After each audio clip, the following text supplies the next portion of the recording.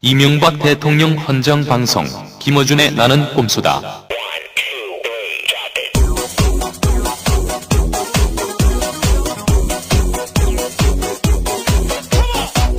안녕하십니까. 팟캐스트 1위를 달리고 있는 팟캐스트를 점령하고 있는 저희가 팟캐스트에 이 방송을 매일매일 올리면 당연히 1등일 텐데 올린 날하고 며칠 동안 1등 하다가 또 2, 3등으로 떨어져. 기분 나빠 씨발. 딴지 총수 김어준이고요. 자, 그러면 광고를 한번 들어볼까요? 이명박 후보의 저격수 역할을 하고 있는 정봉주 의원은 이 수표 추적만 해도 LK뱅크로 들어갔음을 당시에 밝혀낼 수 있었던 거죠. 확인하기 싫었거나 혹은 확인했어도 가리고 싶었던 거죠. 사기 사건은 처음서부터 이명박 공동 책임하에, 적어도 공동 책임하에, 더 나아가서는 주도하에 이 횡령과 자금 유출이 다 이루어졌다. 거짓말한 부분에 대한 책임도 물론이고 주가 조작에 대한 수사를 다시 해서 이명박 후보는 법의 심판을 받아야 되는 겁니다. 존경하는 국민 여러분, 그러나 김경준 혼자서 다 했다는 이명박 후보의 주장은 거짓말임이 틀림없습니다. BBK 아직 끝나지 않았다. BBK 진실에 가장 근접해 있는 남자 바로 서울 노원갑 출신 정봉주 의원입니다. 이명박 후보는 주가 조작 횡령 사건의 공범이거나 주범입니다. 그가 돌아온다. 네, 방금 들으신 내용은 정봉주 전 의원이 17대 대선에서 활약한 내용이고, 이 내용을 이 방송을 통해서 나가는 순간부터 19대 출마가 굉장히 어렵지 않겠는가. BBK, 나 떨고 있어. BBK 진실에 가장 가깝게 접근한 정치인 맞죠? 네. 동시에 감옥에 가장 가깝게 접근한 시력 1년 선고받았어. 네. 나 떨고 있어서 웃음도 안 나와. 대법원 판결을 지금 4년째 기다리고 있습니다. 4년째. 이러다가 다음 대선 오겠어. 보통은 집행유예죠. 의원님은 실형 1년? 실형 1년이면 10년 동안 피선거고 막탈인가요? 예, 10년 동안. 네, 끝난 거죠, 그러면. 자, 거기에 저희가 일조하고자. 빨리 판결 내려달라고. 네, 19대 출마하실까봐, 방송을 내보냈습니다. 자, 오늘은, 지난주에 예고한 대로 반값 등록과 얘기하기 전에, 저희가 매주 그냥 하는 얘기가 너무 맞아떨어져. 중수부 흐지부지 될 거야. 질질 끌다가 했는데 흐지부지 되고 있죠? 끝났죠. 네. 뭐 사실상 끝났죠. 사실상. 중수부 페이지 사실상 물 건너갔다. 저희가 지지난 시간에는 북한에 쭉 얘기하다가 북한 얘기 마지막으로 이거 이러다가 녹취록 깐다 이제 북한이 이 얘기했는데 바로 듣고, 제가 보기에는 이게 북한뿐만 아니라 국정원까지 그러니까. 저희 방송을 다 듣고 모니터링을 하고 있는 게 아니라. 아니, 댓글 올라오신 분들이 북한에서 이 방송을 듣고 있음이 분명해졌다. 아이폰을 쓰고 있다는 게 확실해진 거죠. 그렇죠. 네. 그 삼성이 열받았을 거예요. 갤럭시 S 안 써갖고. 중수부 얘기도 그렇고. 자, 그러면 이번에는 지금 연일 화제가 되고 있는, 문제가 되고 논란이 되고 있는 반값 등록금 문제. 이 문제는 정봉주 의원이 워낙 아무 문제나 다 전문가인 척하는데 이 문제는 진짜 전문가입니다. 예. 2006년에 말이죠. 한나라당이 반값 등록금 공약을 발표하지 않았습니까? 그때 보도를 보니까 열린우리당 정봉주 의원은 그거는 포퓰리즘적인 정책이다. 이렇게 비난했다라고 보도가 돼 있어요. 어떻게 된 겁니까? 제가요? 예. 저는 반값 등록금을 그때 주장한 게 아니고 2006년 4월에 등록금 후불제를 주장했죠. 등록금 후불제. 이제 반값 등록금 해봐도 대학이 등록금을 올리는 걸 결국 막을 수가 없기 때문에 지금은 1,000만 원 시대 아닙니까? 2,000만 원 올리면 반값 하면 또 1,000만 원이에요. 그 대학 등록금을 못 올리게 일단 막아놓고 그다음 등록금 후불제를 해야 한다. 상한제를 하고 후불제를 그렇죠. 해야 한다. 상한제라고 후불제를 해야 한다. 이 두 가지. 근데 의원님이 교육위였어요. 교육위. 그래서 제가 등록금 후불제 해야 된다라고 하는 것을 벤치마킹하고 실제로 한나라당에서 그래요. 민주당에서 주장했던, 정봉주 의원이 주장했던 등록금 후불제를 우리가 등록금 후불제를 만든 게 ICL이다. 뭐 취업은 그렇죠. 연계 어쩌고저쩌고.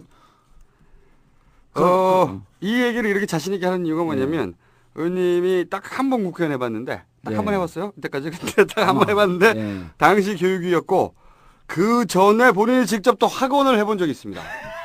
그렇기 때문에 이 문제, 교육 문제에 관해서 굉장히 속속들이 업자의 마인드를 이해하고 있다. 업자였어! 그렇기 때문에 업자의 수를 다 읽고 있어. 자, 그러면. 아니, 근데 아까 그 방송 때문에 떨려갖고 제가 이게 심장이 벌렁벌렁해요, 지금도. 과연 제가 그때 저렇게 뛰어난 활약을 했는지. 아니, 지금 사람들이 몰라요. 저 방송을 어떻게 찾아냈어. 기가 막히네, 야. 아니, 저희가 19대 출발을 막으려고 지금. 어이가 없었어요. 분명히 대통령께서도 반값 등록금 공약을 제시했었고 그걸 믿고 대학생들은 투표를 했고 그런데도 불구하고 그래서 뒤통수를 맞은 거죠. 참 어렸었지 뭘 몰랐었지 설레는 젊음 하나로 그땐 그랬지. 한나라당 황우여 원내대표가 해결해야 할 첫 번째 민생 현안으로 대학 등록금 문제를 꼽았습니다. 무상으로 하는 나라가 있고 유상으로 하는 나라가 있잖아요. 무상 등록금제를 검토하느냐는 질문이 쏟아지자 최소한 반값으로 했으면 한다며 표현을 수정했습니다. 그런데 며칠 뒤 우리 당에 한때 반값 등록금이라는 말을 써드렸습니다. 그러나 저희들의 공식적인 용어는 등록금 인하, 완화, 방학 이렇게 지금 하고 있다는 말씀을 드리고 반값이냐 아니냐 반값 더 이상일 수도 있으면 얼마나 좋겠냐 이런 저희도 심정해요. 제 진심을 좀 알아주세요. 시린 겨울 맘 졸이던 합격자 발표 날에 부둥켜 안고서 이제는 고생 끝 행복이다 내 세상이 왔다 그땐 그랬지.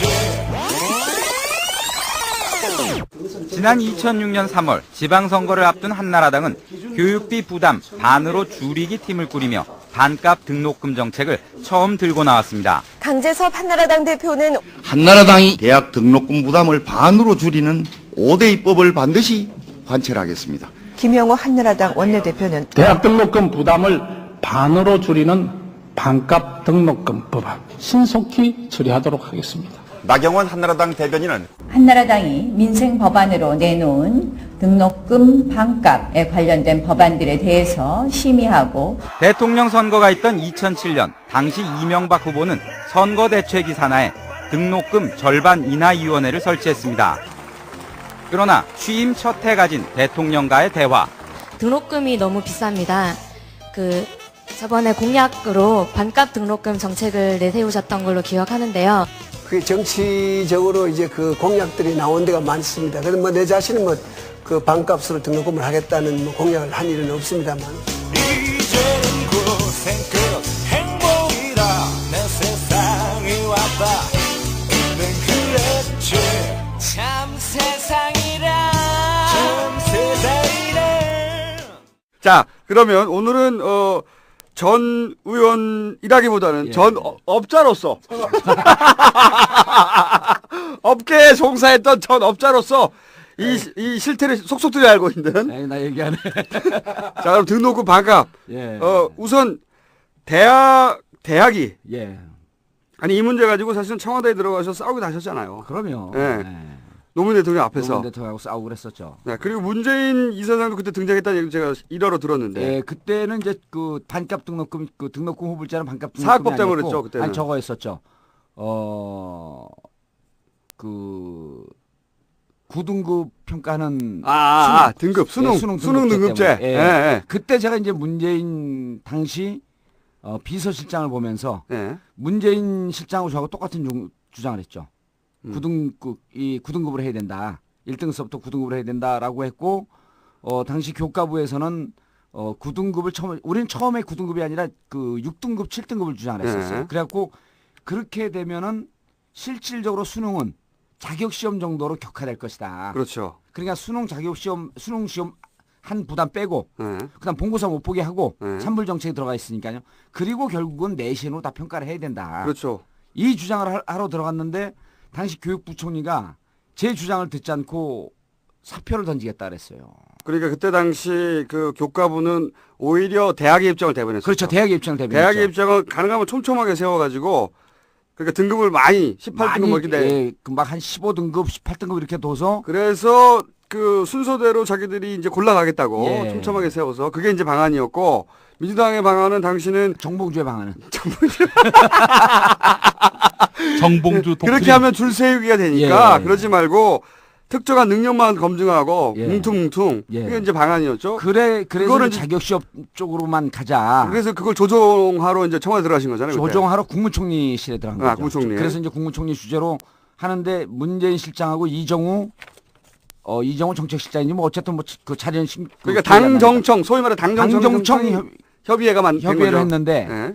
교육부총리입니다. 그때 당시에는. 그러니까 청와대에서는 문재인 실장이 나오신 거고 문재인 실장과 이정우. 네. 이정우 정책위 의장이 당에서는 의원님이 가신 거고 정책실장. 예. 네. 당정청 하면은 청와대에서는 지금 말한 문재인 예, 그리고 문재인. 당에서는 의원님 예. 그리고 정부에서 교과부 장관 장관 나오고 이렇게 해서 이제 뭐 한 7-8명 앉아 있었던 네, 거죠. 토론을 한 거죠. 그런데 그때 제가 이제 문재인 실장을 높이 평가한 게 그러니까 교과부 장관이 그렇게 6등급으로 하면 대학을 설득 못 한다. 자기 사표 던지겠다 그랬 사표를 던지겠다. 그때 문재인 실장의 반응이 어떤 거였습니까? 사표를 던지겠다 그러니까 문재인 실장이 정확히 워딩은 제가 지금 기억은 안 나지만 내용이 사표를 던지시겠다고 했나요? 하면서 다시 한번 확인을 하고 그러니까 예, 몸도 마음도 지쳤습니다. 그러니까 그때 당시에 딱 정색을 하면서 그러면 지금 사표 내세요.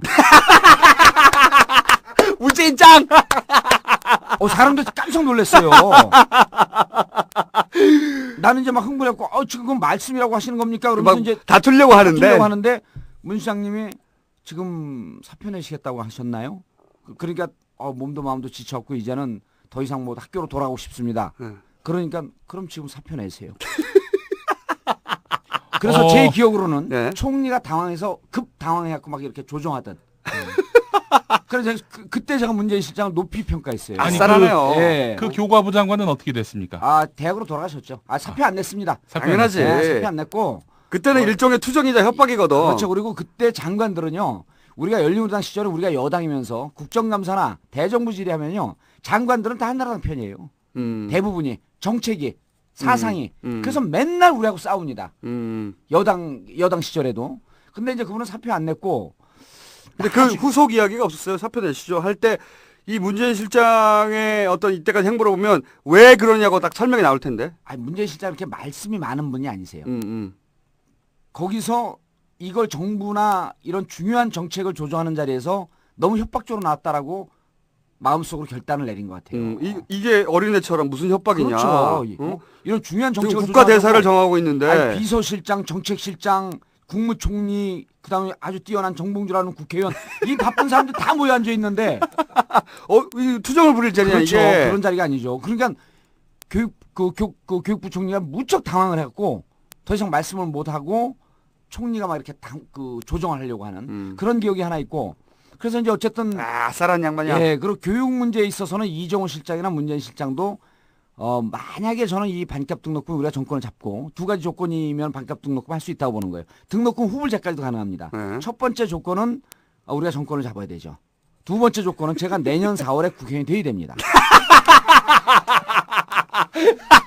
왜냐하면 대한민국 국회의원 정치인 교육 전문가들 중에서 이 교육 문제를 철학까지 겸비해서 이렇게 정확하게 하는 사람이 저밖에 없어요. 듣기 싫어요. 듣기 싫어.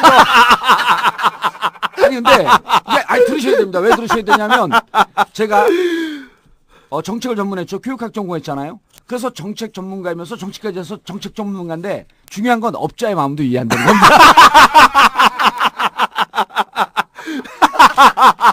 아니 근데 이게 진짜 핵심인 게 대학이 교육기관이 아니라 업자가 되고 있어요. 그럼요. 지금 업자가 되고 있죠. 대학이 교육기관이어야 하는데 대학이 기업처럼 움직인다.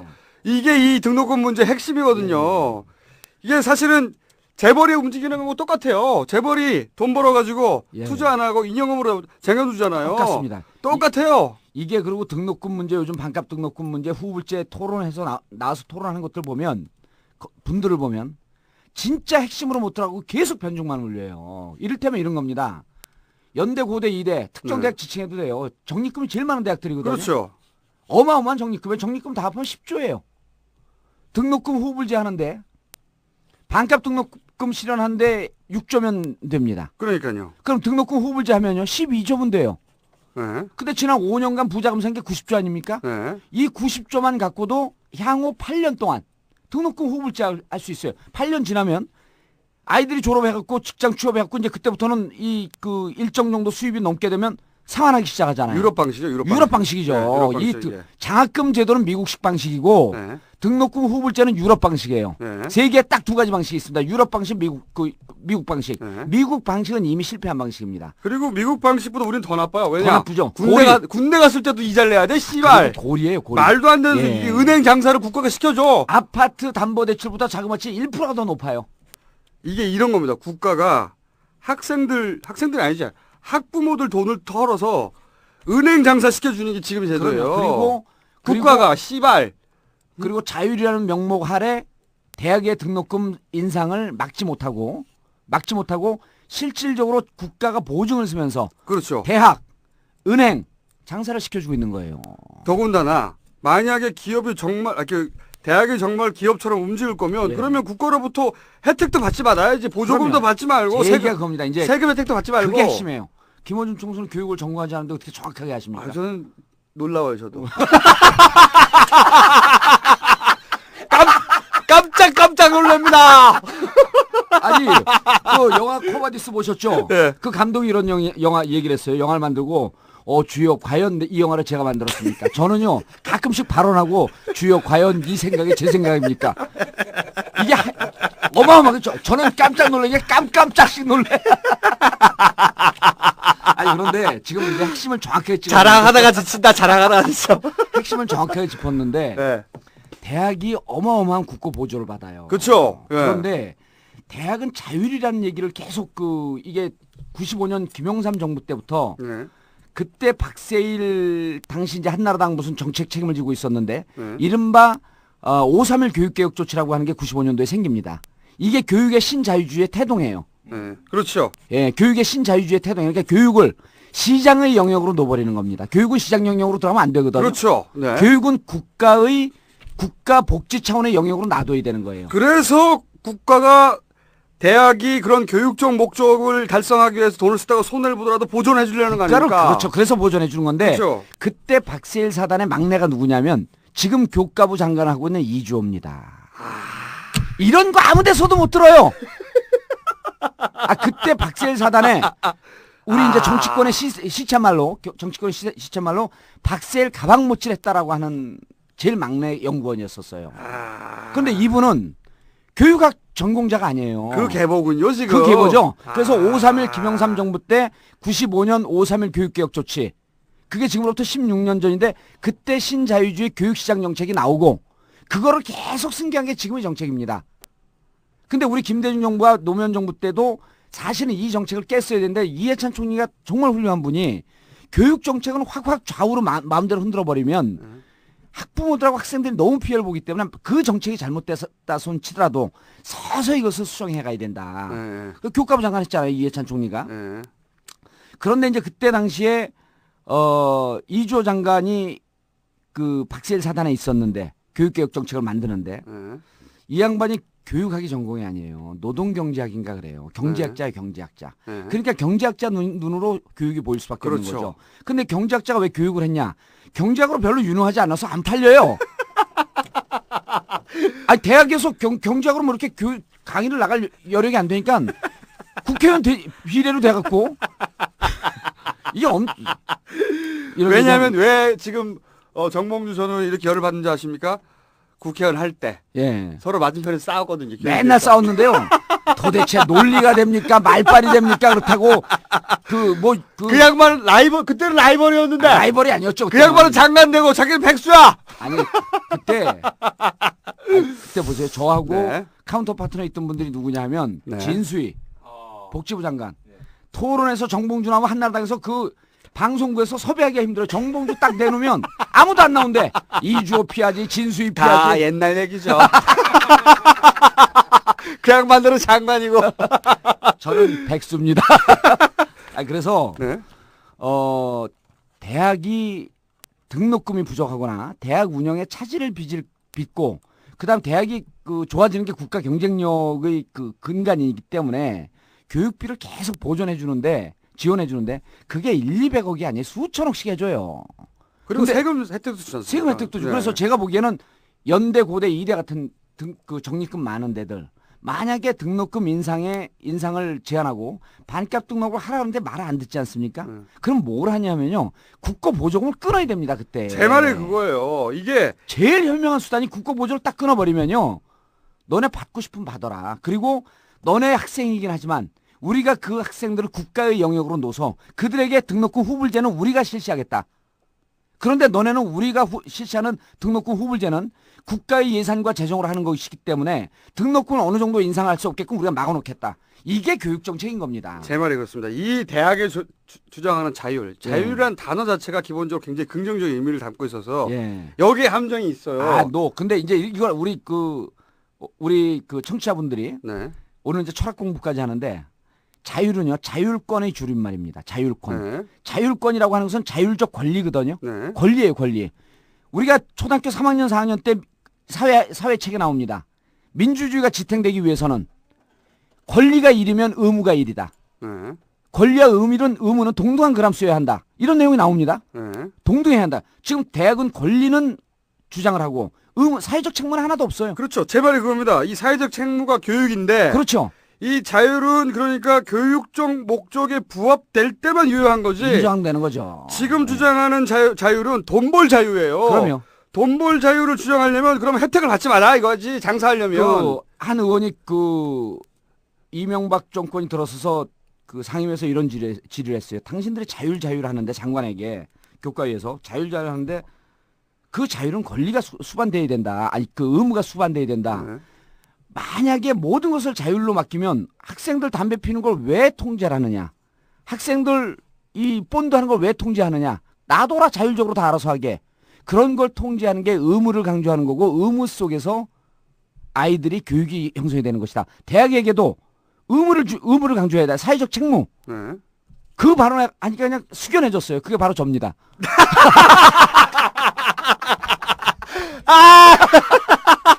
속았어. 이제 바로 얘기 안 해. 이렇게 당하고 또 속았어. 뭔 얘기가 듣고 있었어. 빨리 끌었어야 되는데. 진짜 대학에게 보조금을 지금 대학의 적립금이 10억이라고 하는 게요. 10조라고 하는 게. 그리고 이 사람들이 어떤 수를 쓰냐면 연초에 예산 편성할 때요. 쉽게 얘기해서 12억으로 편성을 해놓습니다. 12억. 그럼 결산을 해보면 9억밖에 안 돼요. 그럼 3억이 남았잖아요. 우리가 이렇게 아껴 써서 3억이 남았으니 이 3억을 2월 시켜야 되겠다. 그렇죠. 적립하는 거죠. 그래서 예결산을 부풀리게 합니다. 뻥튀기를 해. 이게 대학이 그러니까 아주 동네 양아치도 하지 않는 그러한 이상한 짓들을 하는 거예요. 기업들이 예전에 비자금 만들 때 방식하고 똑같아요. 완전히. 그러니까 제가 계속 이런 식으로 돈 벌 자유를 누리고 있다 보니까 기본적으로 기업이 하는 방식을 그대로 따라갑니다. 재벌들이 잉여금 쌓아놓고 투자 안 하고 그러면서 하는 얘기가 이런 얘기를 하거든요.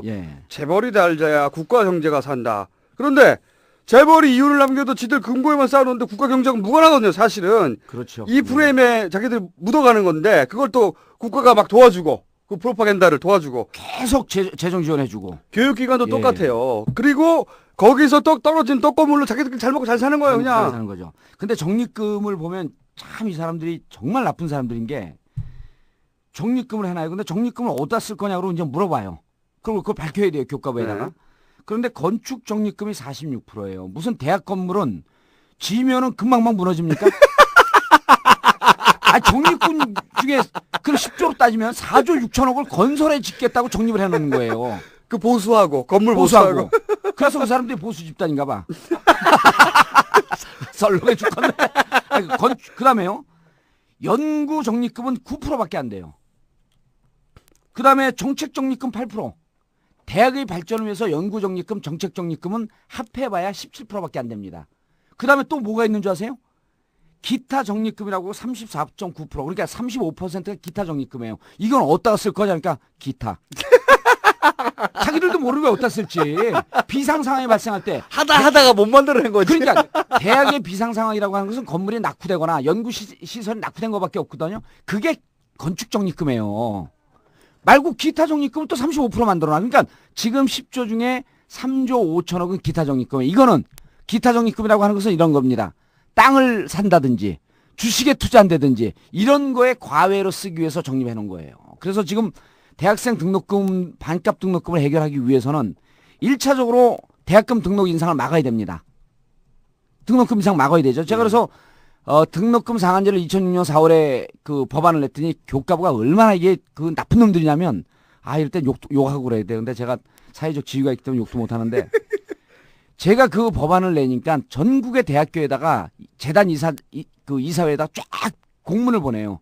정봉주 의원이 이러이러한 입법을 발의하고자 하는데 견해가 있으면 표명해 주시기 바랍니다. 뭐냐면 등록금 인상 상한제 법안을 만드니 반대해라 이런 얘기예요. 그렇죠. 그래서 제가 그때 몰랐어요. 아니 도대체 왜 교과부가 학생들 편을 들지 않고 대학 편을 드느냐. 나중에 봤더니 교과부 국장급 정도면 다 박사입니다. 그 박사학위를 어떻게 따냐면 석박사학위를 교과부에 지원받아서 유학까지 갔다 오는 거예요. 네. 국고로. 그래서 석박사 되고 난 다음에 국장까지 돼서 퇴임을 하면 대학으로 갑니다. 다 대학으로 가요. 그러니까요. 이게 모든 사립대학. 이 고위공직자들 특히 정부 부처의 고위공직자들이 그럼요. 자기들이 관할하는 그 해당 업종 피감기관과의 결탁이 이래 생기는 거예요. 그렇죠. 그래서 피감기관에 갈 수 없는 것을 연수를 한 10년 정도로 제한해버려야 돼요. 그러니까요. 예. 말하자면 전관예우 관행. 전관예우인 거죠. 그러니까 자기들 사실은 자기들의 진로죠. 진로죠. 금감원 옷 벗고 은행 가는 거랑 똑같습니다. 맞습니다.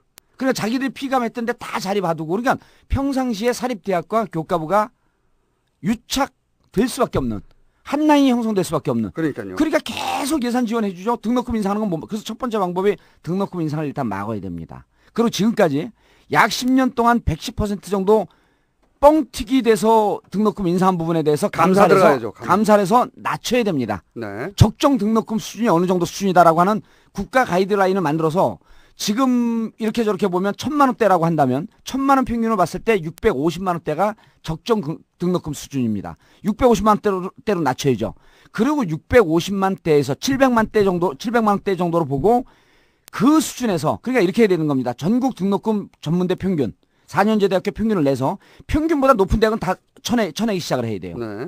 그리고 너네 이런 정책에 동조하지 않는다 하면은 국고 지원을 끊으면 됩니다. 그리고 이제 후불제로 바꿔야 되는 그리고 거죠. 후불제로 바꿔야 되는 거죠. 처음에는 반값 등록금을 낮추고 그다음에 장학금 늘리면 안 됩니다. 그래서 반값 등록금을 갈 수 있는 예산 확보를 하고 그게 어느 정도 확보가 돼갖고 진행이 되면서 투트랙을 가져야 돼요. 반값 등록금과 등록금 후불제 동시에 진행되고 대학은 이제까지 쌓아놓은 적립금을 그 적립금 10억 누가 낸 줄 아세요? 10조. 지금까지 20-30년 동안 선배들이 낸 겁니다. 그럼 여기 선배들이 기꺼이 우리가 후배들의 등록금 문제를 해결하기 위해서 우리 이미 내놓고 떠난 사람들이니까 그거를 대학이 등록금 인하하기 위해서 내놓는다고 해도 선배들 아무도 항의 안 하거든요. 그래서 사실은 학생들이 나갈 때 지금 그 또 정부에서는 배우 어쩌고저쩌고 하잖아요. 배우는 부모님이랍니다. 배우가 우리 엄마 한 거예요, 진짜로. 배우 우리 엄마가 씨발 이래 될 거예요. 우리가 내놨던 등록금, 엄마 아빠가 내놨던 등록금이 지금 적립되어 있는 거예요. 그러니까요. 그거 써라. 그거를 자기 자식들한테 반으로 돌려주라는 거예요, 지금 얘기가. 매우 합당한 주장이거든요. 그리고 이 후불제도 유럽식으로 가야 되는 게 후불을 하면은 그럼 졸업하고 돈 내는 건 똑같지 않냐 이렇게 얘기하는데 잘 모르는 분들. 그렇죠. 유럽의 후불제는 일단 직업이 없으면 수익이 없으면 겁니다. 그리고 수익이 있어도 일정 수준에 도달하지 않으면 내질 않아요. 그리고 그러다 취직하고 나서도 다시 일자리를 있으면 또 중지됩니다. 우리나라 마치 사채업자처럼 군대 갔는데도 이자가 쌓이는 게 아니에요. 그렇죠. 자기들이 경제적 여력이 생길 때 지불할 수 있는 능력이 생길 때 그것도 상황 봐가면서 액수 봐가면서 하는 거거든요. 그렇게 만들어야 되죠. 그런 주장을 이제 우리가 하니까 교과부에서 뭐라고 얘기하냐면 모럴 해저드가 있었어. 도덕적 해이가 올 수 있다. 도덕적 해이는 지들이 먼저 해놓고 씹새끼들. 김 교수님 한 말씀도 안 하니까 졸고 계셔 저쪽에서. 아니 김영민 씨는 예. 대학으로 돌아가야 돼요. 한양대 설마저에 잘렸어. 다시 돌아가야 돼. 미래 교수입니다. 미래 교수. 등록금 후불제가 왜 모럴 해저드가 없냐면요. 대한민국의 IT 전산 정보는 세계 최강입니다. 이런 거에 대학 교과서에서 기껏 주장하는 게 취업을 하고도 취업을 하지 않았다 그러면 받아낼 재간이 없다.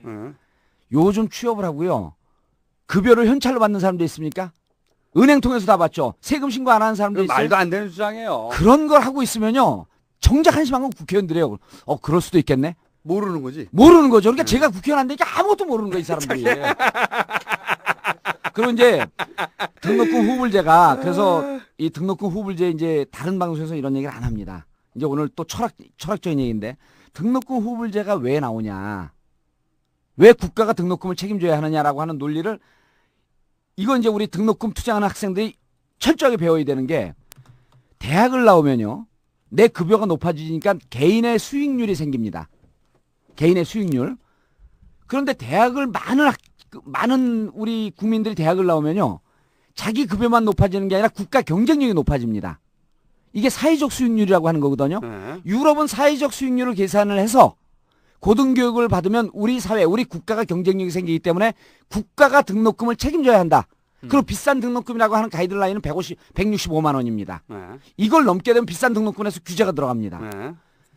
고등교육을 많이 받은, 즉 대학을 많이 받은 사람들이 생겨서 우리나라가 이렇게 잘 살게 되었으니 이 등록금은 대학 개인뿐만 아니라 국가가 책임지겠다. 이게 바로 등록금 후불제 철학이고 정신입니다. 그렇죠. 사회적 수익률, 우리나라는 지금 어느 통계를 들여다봐도 사회적 수익률이 없어요. 그래서 사회적 수익률을 만들기 위해서는 정권을 되찾아야 되고 제가 국회의원이 돼야 되는 거예요. 그래야지 등록금 후불제가 되는 겁니다, 이게. 내가 정권까지는 내가 받아줄 수 있는데. 그리고 이 얘기도 하고 싶어요. 네. 시간이 다 돼가는데 오늘 2부도 있단 말이죠. 예. 우리나라에서 보면 촛불시 하는데 막 난리잖아요, 요새. 경찰들이 어쩌고저쩌고 하는데 사실 유럽 애들도 등록금 때문에 시위 많이 했습니다. 예. 특히 작년에. 예. 졸라게 많이 했어요. 예. 영국에서도 왕세자 그 부부 차를 공격했어요, 차를. 영국 사람들이 영국 황실 공격 안 합니다. 예. 그런데 차를 공격했는데 그 이유가 뭐냐면 영국에서 대학 등록금을 올리려고 그러는 거예요. 거기 상한제하고 있는데 그 상한 한도를 올리려고. 카드라인을 올리려고 했던 올리려고 했더니 대학생들이 몰려나가지고 5만 명이 시위를 했어요. 영국에서조차. 그 외에 뭐 이태리니 뭐 독일인이 다 했어. 근데 그들의 수준과 우리를 비교하면 하늘과 땅이에요. 그렇죠. 예를 들어서 독일에서도 존나했거든요. 예. 근데 독일은 원래 무료였잖아요. 무료였죠. 유럽이 거의 다 무상이었었죠. 그렇죠. 예. 근데 독일에서 안 되겠다. 500유로 받을게 500유로 1년에. 예. 이 500유로 해봐야 70만 원, 80만 원. 75만 원이요. 예. 그거밖에 안 되는데도 독일 대학생들이 안 되고 들고 일어난 거야. 그럼요. 근데 이게 결론이 어떻게 난 줄 아십니까? 그 다음에 선거에서 그거 주장했던 그 정치인들 다 떨어졌어. 존나게. 그래서 전부 다 그 주가 무상으로 돌아갔어요, 대부분. 예. 이 다음 정권이 등록금에 대해서 불만이 많으면 그럼요. 다음 선거를 잘하라 이거야. 그럼요. 맞습니다. 예. 결론이 그거예요. 그래서 이제 우리 진짜로 대학생들이 피켓을 들고 나온 대학생들이 일정한 통계도 좀 정확하게 알고 진정한 분노를 해야 될 때가 온 건데 OECD 국가에서 등록금이 비싸다라고 해서 국가가 개입하고 정부가 개입하는 수준이 연간 165만 원입니다. 제일 비싸봐야. 그러니까 이걸 넘게 되면 비싼 등록금이기 때문에 제재를 갈 수밖에 없다라고 하는 가이드라인 165만 원이에요. 무료인 국가들도 많죠. 100만 원도 안 되는데 그 165만 원 따지면 우리나라 그 국립대학은 5배가 넘게 비싸요. 사립대학은요. 자그마치 7, 8배가 더 비싼 거예요. 그러니까 이런 비싼 등록금을 그래서 제가 2006년도에 무슨 표현을 썼냐면 대학은 이제 더 이상 상아탑이 아니고 어머니의 뼈를 깎아먹는다 해서 모골탑이라는 표현을 썼어요. 어머니의 뼈를 깎아먹는 탑이다. 모골탑. 크게 와닿지 않고요. 아니 그때 정부에서 깜짝 놀랐어요. 저런 위험한 표현을 쓰다니. 사채업자죠. 사채업자. 예, 한마디로 말해서 예. 그 사채업자를 국가가 보조금을 줘가면서 도와주고 있는 거예요. 사채업자보다 좀 더 격렬한 고리대금업자. 예, 맞습니다. 고리대금 사채업자입니다. 저 베니스의 상인 그 주인공 이름이 누구죠? 샤르덴가요? 이게 뭐죠? 몰라요. 베니스의 상인이 뭔가 하고 했는데 베니스의 상인이 책인가요?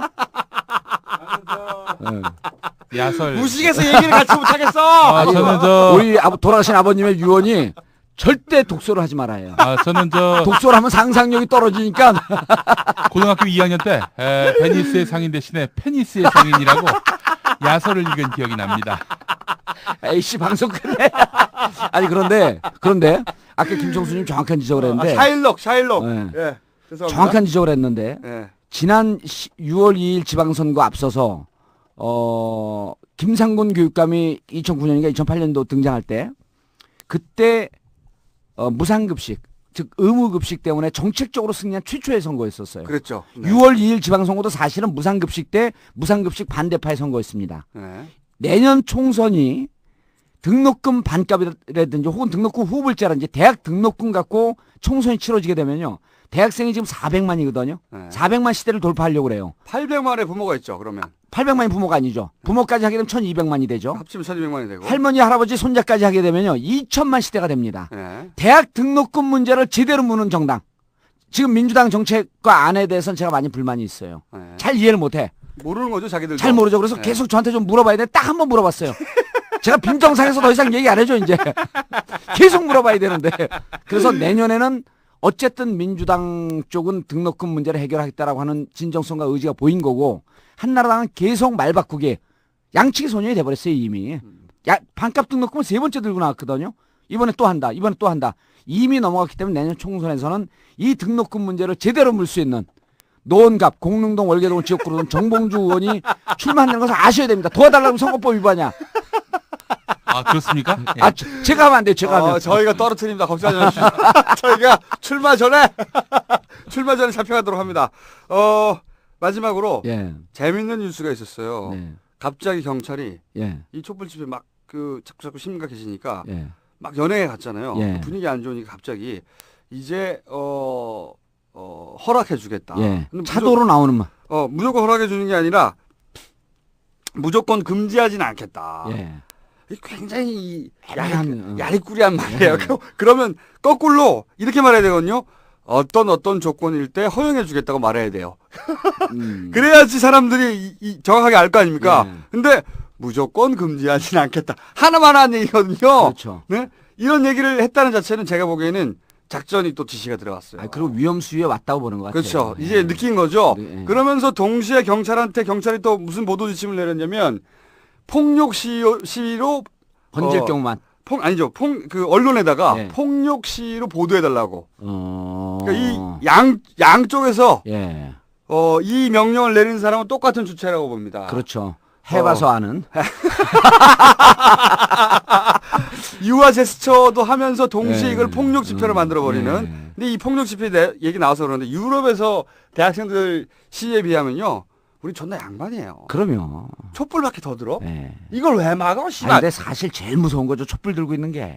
그리고 더 웃긴 건요. 그러면서 이 조총장이 우리의 조총장, 예. 조총장님께서 이런 말씀하셨어요. 등록금 문제는 이제 여야 할 거 없이 국민 공감대가 다 형성된 건데 왜 이렇게 시위를 하는지 이해할 수가 없다. 국민 공감대가 다 형성돼 왜 막아? 지가 이제까지 다 막았고. 이해하는데 왜 막냐고. 말이 안 되잖아 앞뒤가. 그래서 저는 각하께서 절대 막게 했을 일은 없다.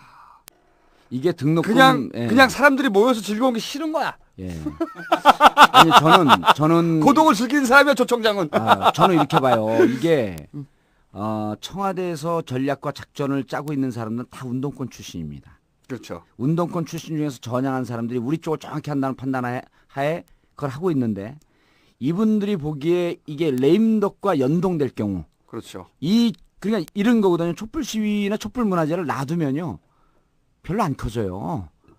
원래 밟아지게 더 커지는 거거든요. 근데 지금까지 밟으니까 계속 커진 거예요. 그러니까 어떨 때는 좀 밟는 척도 했다. 어떨 때는 좀 놔둔 그렇죠. 척하면서 작전이 들어온 거예요 지금. 연동 작전 이 양동 작전을 쓰게 되면 강원 양면 작전을 쓰게 되면 저절로 시들지 않겠냐.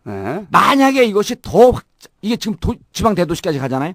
더 확장돼서 그런 데다가 저희가 이제 이 상황에서 또 예측을 해야죠. 이 촛불 시위가 확산이 되는 데다가 유사 측근 비리나 측근 비리가 하나 터지게 되면 한나라당에서 이제 청와대를 공격을 합니다. 당연하죠. 다시 한번 이명박 대통령 탈당하라.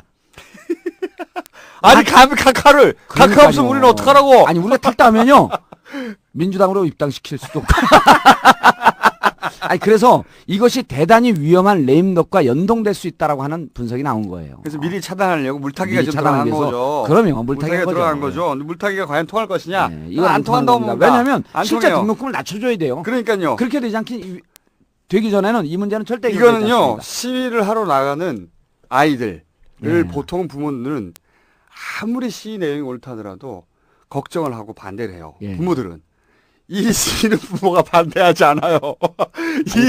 이 시위는 부모가 조심해라고 하지 반대하지 않습니다. 그리고 제가 이게 정말 위험한 증후군이라고 이렇게 본 게 부모들이 엄마나 오늘 등록금 반값 그 시위하기 위해서 나가요. 그러면은 부모들이 조심해라라고 하는 이면에 부모 잘못 만나서 제가 고생하는구나라고 하는 미안한 감이 있다는 거예요.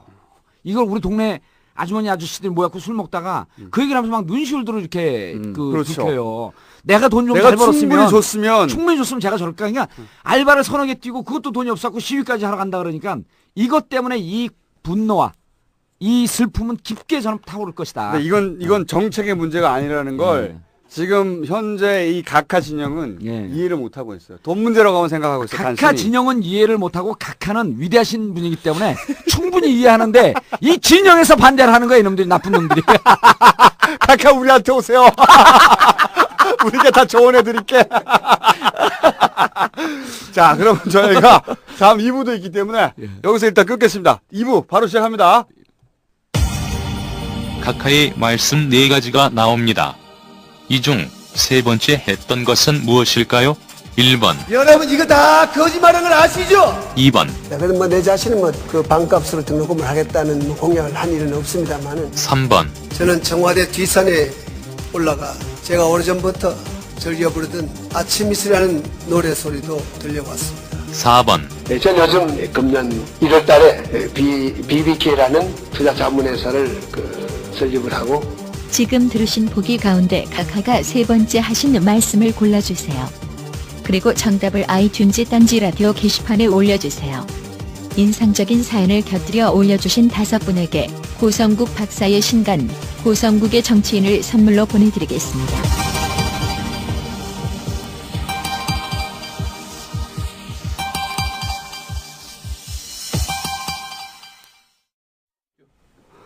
네, 저희가 2부를 마련했습니다. 네, 아무도 안 시켰는데 우리끼리 그냥 2부를 마련했습니다. 방금 들으신 퀴즈, 이 퀴즈와 관련해서 책을 보내드린다고 했던 그 고성국 박사님 저희가 모셨어요. 안녕하십니까? 안녕하십니까? 고성국입니다. 네. 정봉주 저는 굉장히 떨떠름한 표정. 네. 아니, 같이 식사를 하는데 밥을 먹기도 전에 일어나자 그래갖고.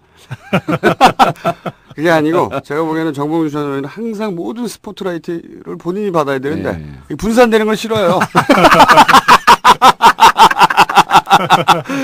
네, 분산되는. 그게 연극형 무슨 그 정신질환이라 그러던데 그게. 연극성 인격장애라고 하죠. 아, 연극성 인격장애. 야, 제대로 하나 맞췄네. 아, 저희가 이 고성국 박사님을 모신 이유는 뭐냐면, 고성국 박사님이 책을 한 권 냈어요. 고성국의 정치인. 표지를 본인님 사진으로 하는 만행을 저지르면서. 이 책이 뭐냐면, 이제 이번 대선에 대한 전망입니다. 그래서 저희가 이제 대선 전망을, 굉장히, 뭐랄까요, 예리한 시각으로, 이야기를 논해보려고 부른 게 아니고, 책이 안 팔려서! 아니, 근데 책 표지가 경마 막권 잡지 같아요. 제가 보기엔 말이죠. 이것은 곧 절판되기 때문에, 지금 구입하시는 게 좋습니다. 왜냐면 이게 레어 아이템이에요. 곧 절판됩니다. 그러니까 곧 이게 서점에서 이게 바로 이제 접어 들어가니까 지금 미리 사셔야 될 것 같아요. 나중에 대박 터집니다. 그리고 이 출판사가 있는데 제가 보기엔 이제 출판사에서 이 책을 띄우는 것이 불가능하다는 판단 하에 고성국 박사님 직접 뛰기로 한 거죠. 근데 이제 소식이 들린 거예요. 나는 꼼수도가 잘 나간다. 1등 한다. 그래서 묻어가야 되겠구나. 이것을 우리는 마케팅 전문용어로 빈대 작전이라고 합니다.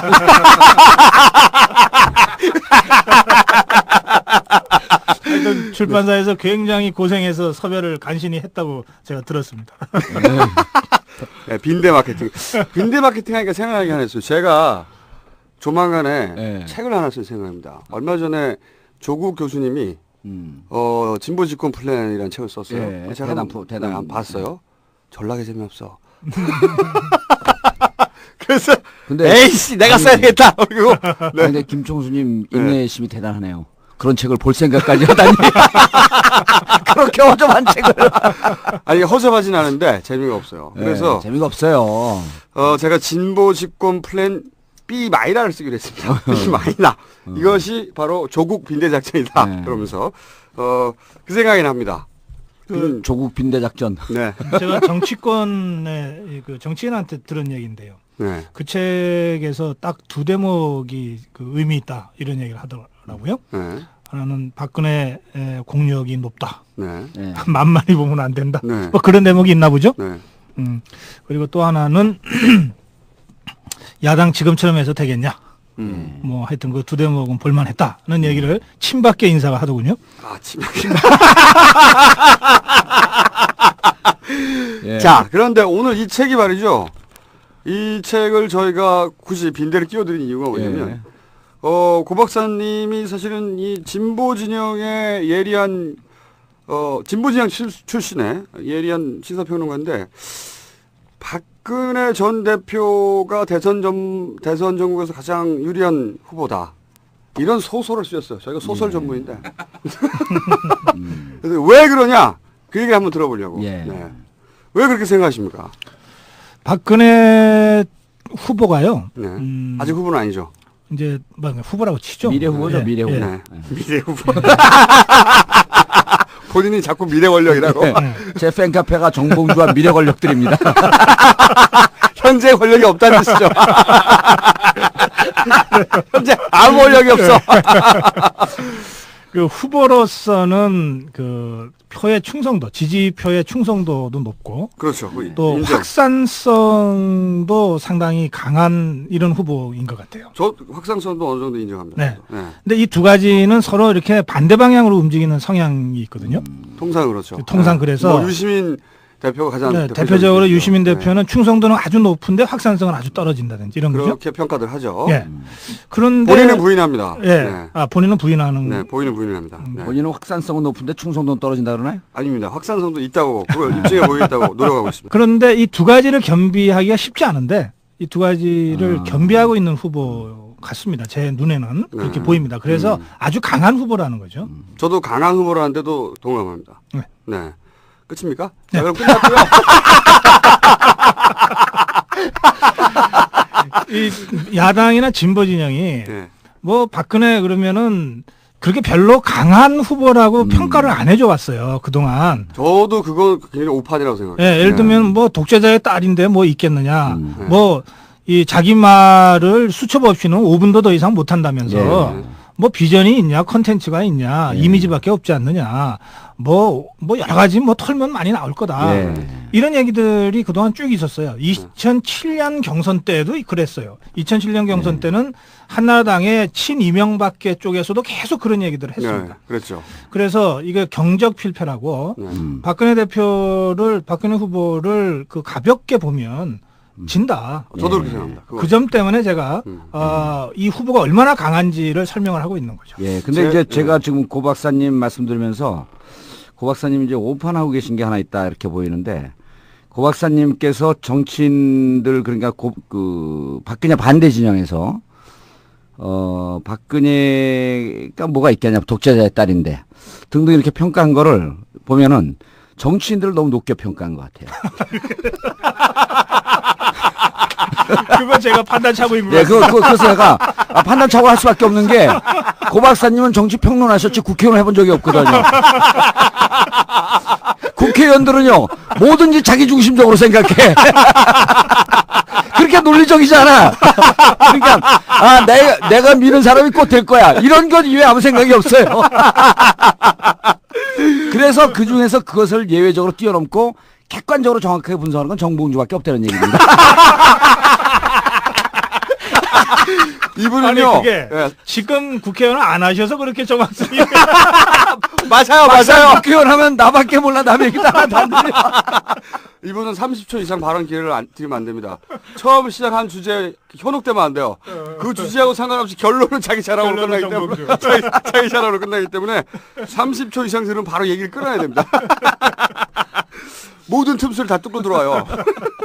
저도 근데 박근혜 이 전 대표가 굉장히 강력하다고 보는 것이 이 얘기 저도 여러 번 했었는데 기본적으로 이분이 기반하고 있는 지지층의 정서라는 게 뭡니까 케네디 대통령의 미망인 제클린 같은 분위기가 있습니다. 이게 제클린에 대해서는 아무도 공격하지 않거든요. 미국에서는 사실은 대통령의 미망인이고 대통령의 미망인이 다른 나라의 재벌하고 결혼한다든가 이거 굉장히 비난이 있게 돼 있어요. 어느 나라나. 그리고 그것도 또 이혼했죠. 그러니까 그 사생활을 가지고 구설수에 오르게 마련인데 제클린은 아무도 건들지 않아요. 그러니까 워낙 그 이미지가 비극적인 이미지가 강하기 때문에 이 사람은 논외로 한다 라고 하는 이미지가 딱 있거든요. 그래서 평생 비난을 받지 않았는데 저는 박근혜 전 대표한테도 그 강력한 그 연민의 정서가 기본적으로 깔려 있다고 봐요. 불쌍한 딸이다. 불쌍한 독재자의 딸이다. 그렇게 생각하는 게 아니고 그냥 불쌍한 딸이라고 생각하는 거예요. 그렇죠. 불쌍한 공주. 이 정서는 논리로 극복이 안 된다. 기본적으로. 지난번에 이제 많은 이 제야 민주화 운동을 했던 분들이 박근혜한테 대통령에 출마하려면 과거 역사에 대한 사과와 뭐 화해가 필요하다 이런 주문들을 했어요. 친박계에서도 그게 필요하다고 생각을 해서 결국은 주선에서 만든 모임이 장준하 선생 미망인한테 박근혜 대표가 찾아가는 거였습니다. 근데 그 자리에서 미망인 장준하 선생의 미망인과 이 박근혜 대표가 만났어요. 그래서 이제 이런저런 얘기를 하고 헤어졌는데 그분께서 그 박근혜 대표한테 뭐라고 그러셨나 하면 막상 보니까 짠한 거죠. 불쌍하더라는 거예요. 그 힘이 특히 그래서 손을 꼭 잡으면서 그래 기왕에 정치했으니까 나라를 위해서 국민을 위해서 잘해라 이렇게 등 두드려서 보냈다는 겁니다. 이게 또 여성들한테는 그런 게 있습니다. 뭐냐면은 여성들한테는 그 비극의 주인공, 새드 무비의 주인공이 되고 싶은 그런 욕망이 있어요. 근데 그 롤 모델에 정확하게 맞아 떨어지는 겁니다. 비극적인 여주인공인데다가 사실은 남자들보다 더 권력을 누리고 그 생활에 걱정도 없지 않습니까? 그러니까 그 감정이입하기가 딱 좋아요. 특히 한 40대 이상 아주머니들한테 대단히 감정이입하기 좋은 롤 모델이다. 그렇습니다. 그거를 박근혜 대표도 알고 있는 것 같아요. 이런 대목들이 나옵니다. 그 이제 전두환 정권 때 이제 뭐 좀 눈치 보고 정치를 못했거든요. 이제 그때 이제 많이 그 배신의 치를 떨면서 이제 그 전국을 다녔는데요. 시골 장터에 가면 할머니들이 이제 뭐 팔로 나와 계시잖아요. 이분들한테 이제 가면 이제 할머니들이 알아볼 거 아니에요. 알아보면서 아이고 불쌍한데 이런 게 첫마디인 거예요. 그렇죠. 손 덥석 잡으면서 불쌍한 딸 이게 첫마디예요. 그러니까 박근혜 대표도 정치인들한테는 뭐 많이 속아보기도 하고 그러니까 못 믿겠다 이런 생각이 있지만 국민들 자기가 저작거리에 나가서 직접 손을 마주보고 한 이 할머니들 할아버지들한테서는 막 끝없는 애정과 이런 걸 느끼는 거죠. 거기서 기본적인 자신감이 튼튼한 자신감이 나오는 겁니다. 그렇습니다. 그러니까 또 실수도 안 해요. 기본적으로 실수는 불안해서 나오는 거거든요. 불안하지가 않아요, 이분이 제가 보기에는. 그래서 잘 보십시오. 이제 박근혜 대표가 대중적인 행보를 본격적으로 할 텐데 시장에 갔거나 이렇게 그 저작거리에 나가서 그냥 서민들 특히 어르신들하고 같이 어울릴 때는 굉장히 자연스러워요. 맞습니다. 자연스러운 자신감이 있어요. 자기가 사랑받는다는 걸 아는 거거든요. 그렇죠. 그렇죠. 저희가 2004년도에 이제 그 영향력 없는 정치인 중에 한 분하고 미국을 갔어요. 지금 이제 경기도지사라고 있는 김문수 의원하고 같이 갔는데 그분은 도지사고. 저는 전 미래 권력이고. 그런데 이제 그 LA에서 그 주미 이제 그 한국 대사관에서 식사를 하는데 그때 김문수 의원이 박근혜 그때 당시에 대표였을 거예요 아마. 근데 엄청나게 공격을 했거든요. 그때 당시 대표 맞습니다. 엄청나게 공격을 했는데 그때 미국에 가서는 이 양반이 입장을 바꾸는 거 아닌가 할 정도로 우리는 이제 그 한 다리 건너갖고 보고 국회 본회의에서만 보고 잘 모르잖아요. 그런데 김문수 의원이 무척 박근혜 대표를 높이 평가해요. 그러니까 나는 싫다. 그리고 자기 입으로 그래요. 뭐 어쨌든 난 저 박지원 독재하고 싸웠는데 그렇죠. 산업개발에 대한 이런 부분에 대해서는 인정을 해주겠다. 그런데 박근혜 대표를 계속 비판했는데 아주 잘 훈련됐다.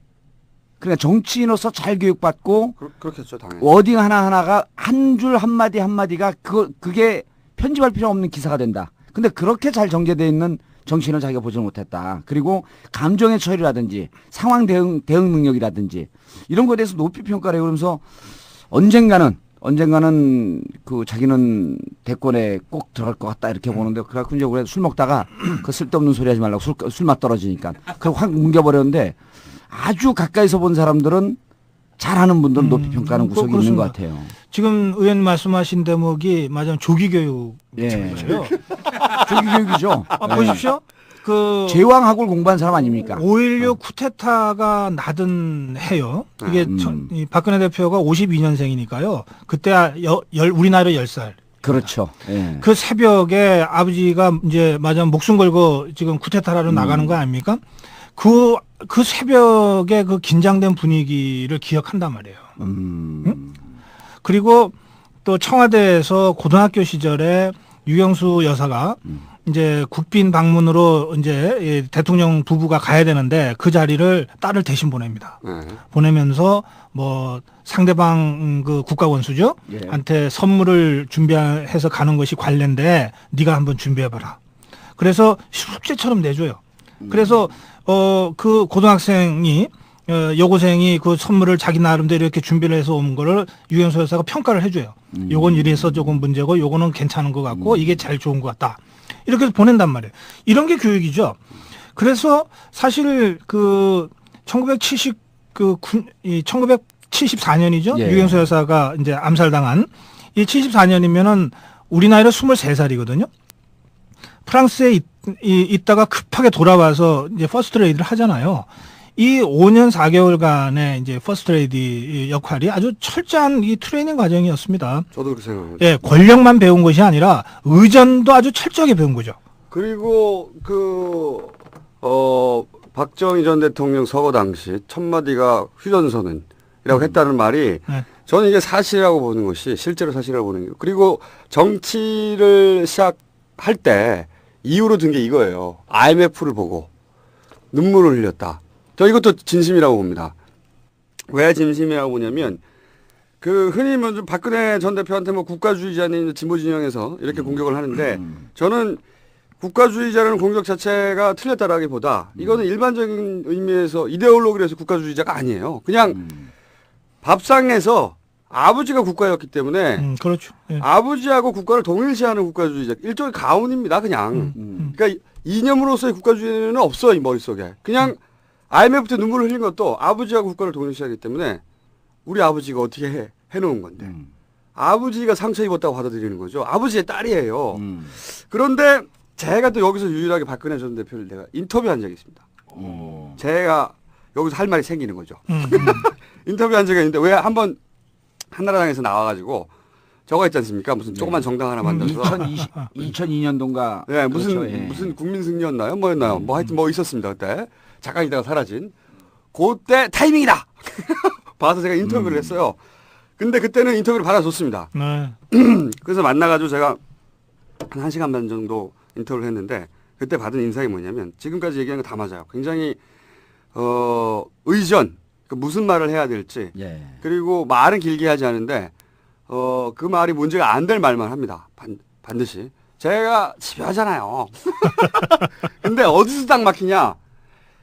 박근혜 전 대표를 자연인으로 접근하는 순간 이 양반 입을 다물어요. 어떻게 해야 될지를 몰라요. 예를 들어서 제가 이런 질문을 했어요. 저희 그 딴지일보의 그 접근 중에 뭐 사각 반스 입어요? 이런 거 많단 말이에요. 그런데 그 양반한테 그렇게 물어볼 수는 없으니까 정치인도 자신의 매력 중에 하나로 섹시함이 필요하지 않느냐. 그것도 정치인의 강력한 무기 중에 하나다. 본인은 어디가 제일 섹시하다고 생각하냐 물어봤어요. 여기서 입을 딱 다뭅니다. 예. 얼굴이 빨개져요. 이거 입증할 수 없어. 나만 봤기 때문에. 단둘이 방에 있었기 때문에. 예. 하지만 사실이야. 얼굴이 빨개집니다. 그래. 그리고 그 섹시함이 없었기 때문에 그런 거 아니에요? 너무 썰렁해서 웃는 거예요 지금. 본인 자랑 위에는 섹시해요. 근데 근데 그 인터뷰가 2002년에 있었고요. 그렇죠. 2001년 말 2002년 초쯤일 건데. 그러니까 그 부분에 대해서 한 10년 만에 대답을 한 거네요. 비키니 사진으로. 그런 거죠. 근데 그러면서 제가 계속 물어봤어요. 계속. 이제 보통 뭐 그 박근혜 전 대표는 그런 걸 겪어본 적이 없겠죠. 응? 들이대고 계속 물어보는 걸. 저는 상관없잖아요. 계속 물어봤어. 어디가 섹시하냐고. 그리고 본인이 어떨 때 섹시하냐고 그러면. 본인 스스로 섹시함을 느낄 때가 언제냐고 계속 추가 질문했는데 이런 질문에 대해서는 답을 못해요. 답을 못하고 그 얘기 이제 그만하자고. 그래서 제가 다른 방식으로 물어봤습니다. 그렇다면 남자가 섹시할 때가 언제냐.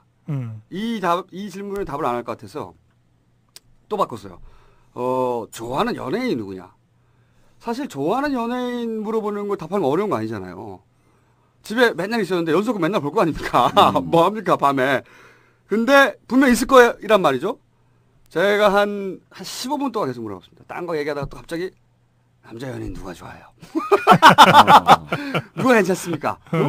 뭐 그런 사람 없다는 거예요. 15분 한 20분 만에 제가 드디어 대답을 들었어요. 자꾸 물어보니까 저는 장동건이 괜찮더라고요. 이게 20분 만에 졸라게 계속 물고 들어서 유일하게 자연인으로서 자신의 취향을 말한 대목이에요, 이게. 유일하게. 근데 이제 그걸 보면서 제가 무슨 생각이 들었냐면 이분은 자연인으로서의 감각이 없어요. 잘 만들어졌지만. 잘 만들어졌어요. 그렇죠. 그게 이제 이게 최대의 약점인 거죠. 최대 아킬레스건인 거죠. 그렇죠. 자연인으로서 예를 들어서 이게 뭔가 그 박근혜 전 대표를 공격하라는 게 아니라 실제로 공격해도 괜찮아요. 왜냐하면 그런데 잠깐만 제가 그 박근혜 대표가 스스로 작성한 프로필이라고 하는 게 있어요. 거기 보면 이런 질문이 있습니다. 이성을 볼 때 어디를 먼저 봅니까? 그 질문에 대한 답변은 이렇게 나와 있습니다. 전체적인 그 느낌을 봅니다. 이렇게 답변이 돼 있어요. 온몸을 훑어보는 건가? 근데 제가 들으려는 얘기가 뭐냐면 자연인으로는 감각이 없구나. 그러니까 말하자면 결혼을 하면서 사람들이 연애를 하면서 자기 바닥도 보고 결혼을 하면서 소위 이제 자기가 생각했던 거 다르게 풀린단 말이죠. 인간 간의 갈등도 이해하게 되고 그리고 뭐 시가 쪽과의 갈등이라든가 그러면서 인간 간의 갈등도 이해하고 그리고 뭐 애를 키우고 애를 학교 보내고 아파트를 뭐 하고 교육을 시키고 이 취직을 하고 그리고 뭐 승진을 하려고 하고 월급 걱정을 하고 이러면서 사실은 사람들을 이해하게 되는 건데 여기가 공백입니다. 제가 보기엔 이게 최대 약점이다. 근데 지금 사람 냄새가 안 난다는 대목이고 그게 최대 장점이기도 해요. 정치권에서는 뭐 결혼도 안 해본 사람이 뭐 이런 얘기를 한단 말이에요. 애도 안 낳은 사람이 무슨 저출산 얘기를 할 수 있냐 예컨대 이렇게들 공격을 하는데 그런데 박근혜 전 대표가 그러면은 이 감성과 정서적인 접근이 안 되는 아주 메마른 기계 같은 사람이냐 하면 그 이미지는 굉장히 감성적인 이미지를 갖고 있단 말이에요. 이게 이율배반이죠. 이게. 그래서 이게 야당 쪽에서는 공격할 수 있는 포인트이긴 한데 예컨대 뭐 박지만 씨 관련이 약한 고리라거나 이런 대목이 있단 말이에요. 또 인간적인 부분이 좀 약하다. 저는 박지만 씨는 약한 고리 아니라고 이게 약한 고리일 수 있는데 그런데 그 약한 고리는 그 박근혜 대표의 그 감성적 이미지로 다 커버가 돼 왔단 말이에요. 지금까지 그랬죠. 그래서 이것도 약한 고리처럼 보이지만 공격하기가 쉽지는 않다. 저도 동감합니다. 근데 그래서 이 공격이라기보다는 정확하게 지적을 해줘야 되는 거죠. 매우 안타까운 그 개인사 이런 거에 대해서 충분히 공감을 표하고 그리고 나서 그렇지만 국민들이라는 게 국민들이 소위 정치를 통해서 해결하고자 하고 바라는 것들이 대부분 자기 삶과 관련된 것들이거든요. 일상과 관련된 생활과 관련된 것들. 그런데 보통 사람들이 고민하는 그 모든 문제들, 문제의 99%에 해당되는 문제들, 교육에 관한 문제든 뭐 자기 생활에 뭐 수입에 관한 문제든 취직하고 미래에 관한 문제든 이런 고민을 해본 적이 없어. 자기 문제가 돼본 적이 없어요. 그런데 그런 거를 다루는 게 정치인데 그럼 정치를 어떻게 하느냐. 이미지만 할 수 없지 않느냐. 이 이야기를 굉장히 정교하게 사실은 거기서부터 자기는 그 박근혜 전 대표의 강점도 나온다고 생각하거든요. 사사롭지 않게 보이고. 근데 예, 지금 말씀드리면서 이런 생각이 드네요. 왜 정몽준 대표한테 뭐 버스비가 얼마인 줄 아냐 그랬더니 이 엉뚱한 대답했잖아요. 예. 그리고 난 다음에 그 다음에 그걸 또 이 만회한다 하고 또 엉뚱한 걸 또 들고 나왔잖아요. 예. 그러니까 사람들이 보기에 아 재벌 아들인데 저런 서민을 자꾸 얘기하길래 막상 물어봤더니 하나도 모르더라. 예. 이렇게 되는 거 아니에요? 똑같은 거죠. 그럼 똑같은 질문을 더한 거죠, 박근혜 제가 대표가 보기에는. 이제 받았다 치자고요. 네. 그러면 저는 제 생각에는 제가 버스를 타지 않아서 잘 모르겠습니다라고 해프리면 그냥 그런가 보다 하고 넘어갈 것 같아요. 그렇게 질문을 하면 안 그러니까, 되는 거죠. 그러니까 네. 일테면 이 사람이 뭐 잘못된 대답을 하거나 잘못된 대답을 하고 난 다음에 그걸 만회하기 위해서 또 다른 걸 뭘 하거나 이런 스타일이 아니다 이 말이에요. 모르면 모른다고 해버릴 것 같아요. 그러니까 제가 보기에는 그렇게 그 일반적인 정치인을 공격하듯이 해가지고는 통하지가 않고. 그래요. 그녀를 보호하는 게 사실 정서거든요. 논리를 공격해서 정서를 이길 수 없지 않습니까? 똑같은 방식으로 사람들이 정서적으로 이 여자, 이 사람에 대해서 내가 연민도 느끼지만 연민을 느끼는 것만으로는 대통령이 되는 이유가 충분하지 않다라고 느낄 정도의 사실은 자기들이 직접 겪고 있는 그 고통들이 있잖아요. 그 고통을 그녀가 공유하지 않고 있다는 걸 알아야 된다는 거죠. 그런데 이제 이 책이 그러니까 박근혜가 이 박근혜에게 국가는 관념이거든요. 박근혜 후보가 미래 후보가 강하니까 대통령이 된다는 겁니까? 아니면은 대통령이 그 강한 후보를 꺾고서 야당에서 대통령이 된다는 겁니까? 저는 지금 상황이면 박근혜 후보가 대통령 될 가능성이 90% 정도 된다고 보죠. 그러면 저는 아니라고 봅니다. 그러면 책 안 팔리겠네요, 역시. 그러면 야권에서 이 누군가가 후보가 될 대통령이 될 가능성이 한 10% 있는 거죠. 근데 이제 2007년도 대선 상황을 보면요. 정동영 후보는 계속 그 이명박 그 후보를 공격을 했거든요. 네. 그러니까 이제 본인이 나중에 BBK 얘기만 안 했으면 제가 받아들이려고 그랬는데 네거티브로 한 대선 전략은 잘못됐다라고 하는 걸 인정을 했단 말이에요. 근데 어느 선거로 봐도 상대방을 공격하고 그 네거티브 한 거 갖고는 이길 수가 없는 선거란 말이죠. 자기 얘기를 해야 되는데 지금은 이제 박근혜가 강하기 때문에 박근혜에 대한 문제점 거기에 대한 네거티브 이제 이런 것을 전략의 한 축으로 생각하는데 저는 내년 그 대선 가도록 가게 되면 상황 완전히 좀 바뀐다고 봐요. 그러니까 저쪽의 후보를 공격하는 것으로서는 이길 수 없다. 우리가 우리의 얘기를 해내야 된다. 그러니까 우리가 우리의 레이스를 재밌고 초박빙으로 근사하게 끌고 가게 되면 박근혜는 뭐 그러니까 지금 아주 이상한 게 무척 강한 후보인데 손학규 대표가 맨날 김총수가 비판하듯이 별로 한 일이 없는데 4%까지 육박을 했어요.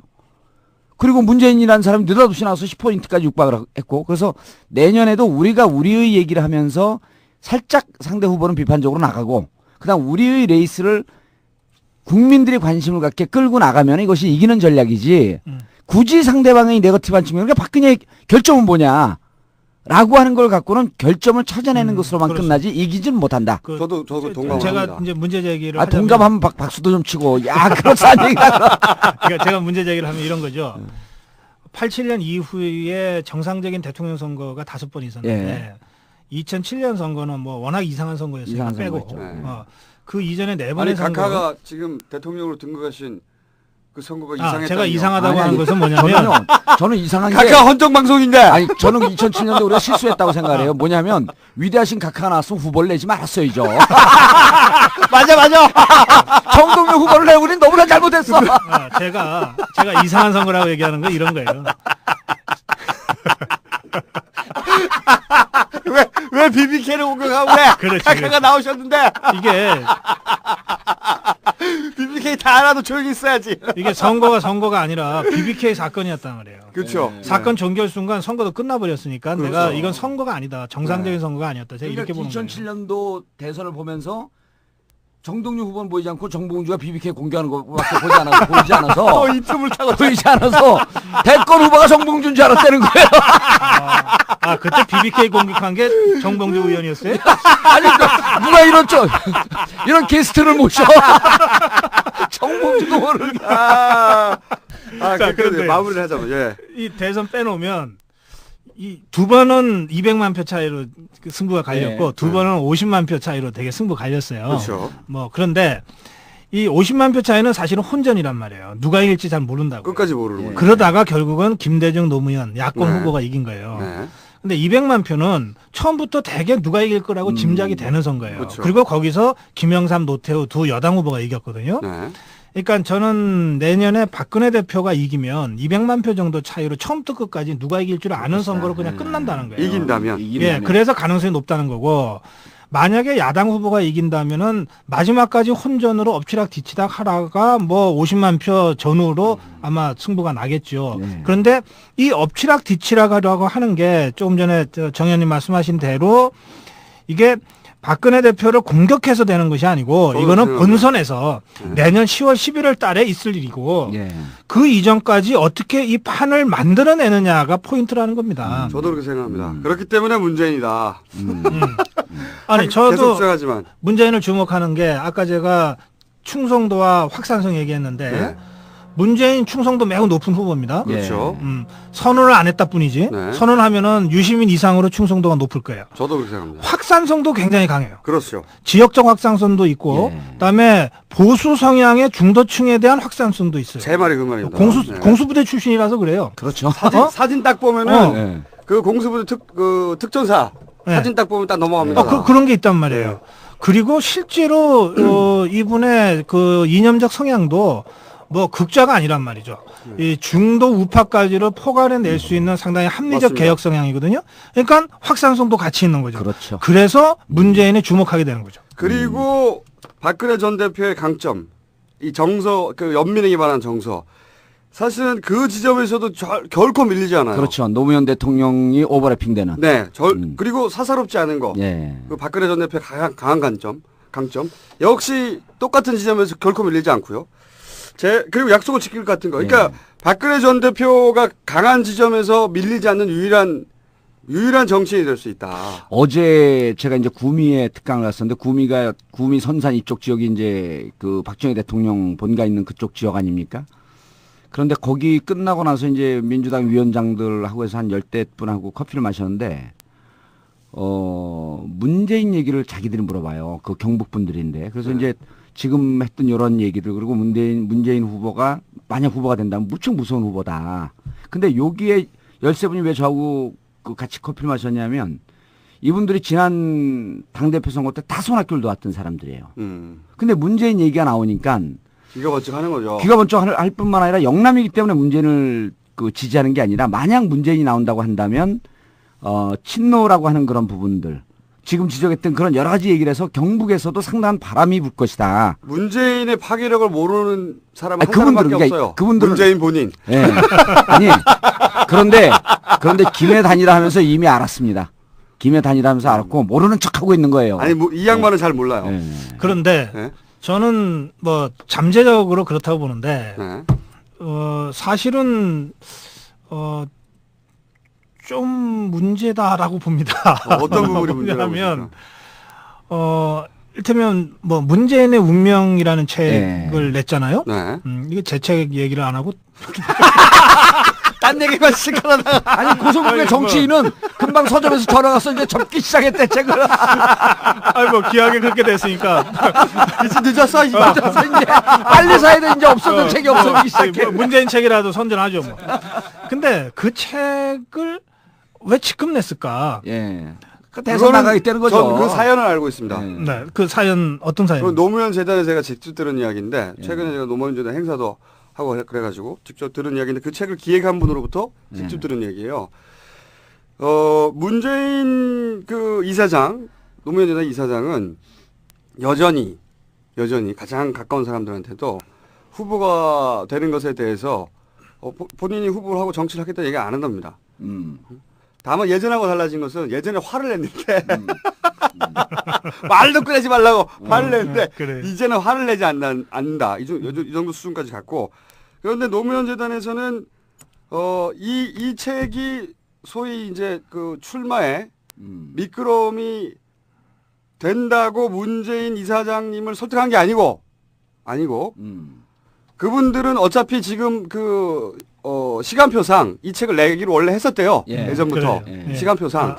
알겠습니다. 예. 그러니까 저는 어떻게 보냐면, 이건 내년 5월 초순에 나왔어야 될 책이다. 내년 4월 총선이 있어요. 지면, 그러니까 야권이 지면 그야말로 대안부재론이 될 겁니다. 그렇겠죠.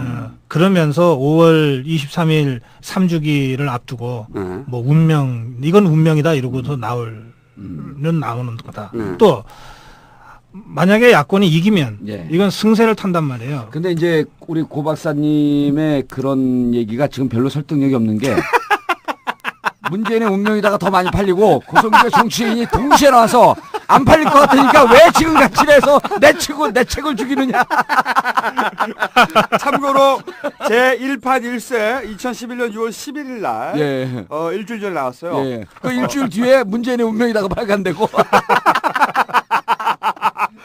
이 책은 제가 보기에는 1판 1세에서 없어질 것이기 때문에 빨리 사야 됩니다. 빨리 구해서 레어 아이템을 20년간 소장한 다음에 그러니까 좋습니다. 그러니까 제 포인트는 이거죠.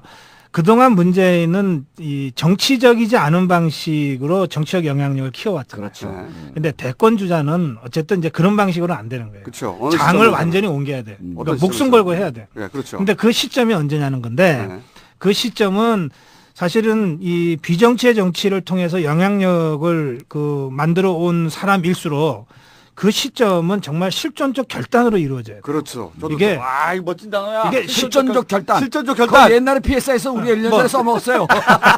그걸 운명이라고 표현합시다. 운명적 결단으로 이루어져야 되는데 이게 무슨 실실 뭐 다 셀 거다. 그건 이런 이유 때문입니다. 그분을 대권 후보로 만들고 싶어 안달이 난 사람들과 이분하고 온도 차이가 너무 큰 거예요.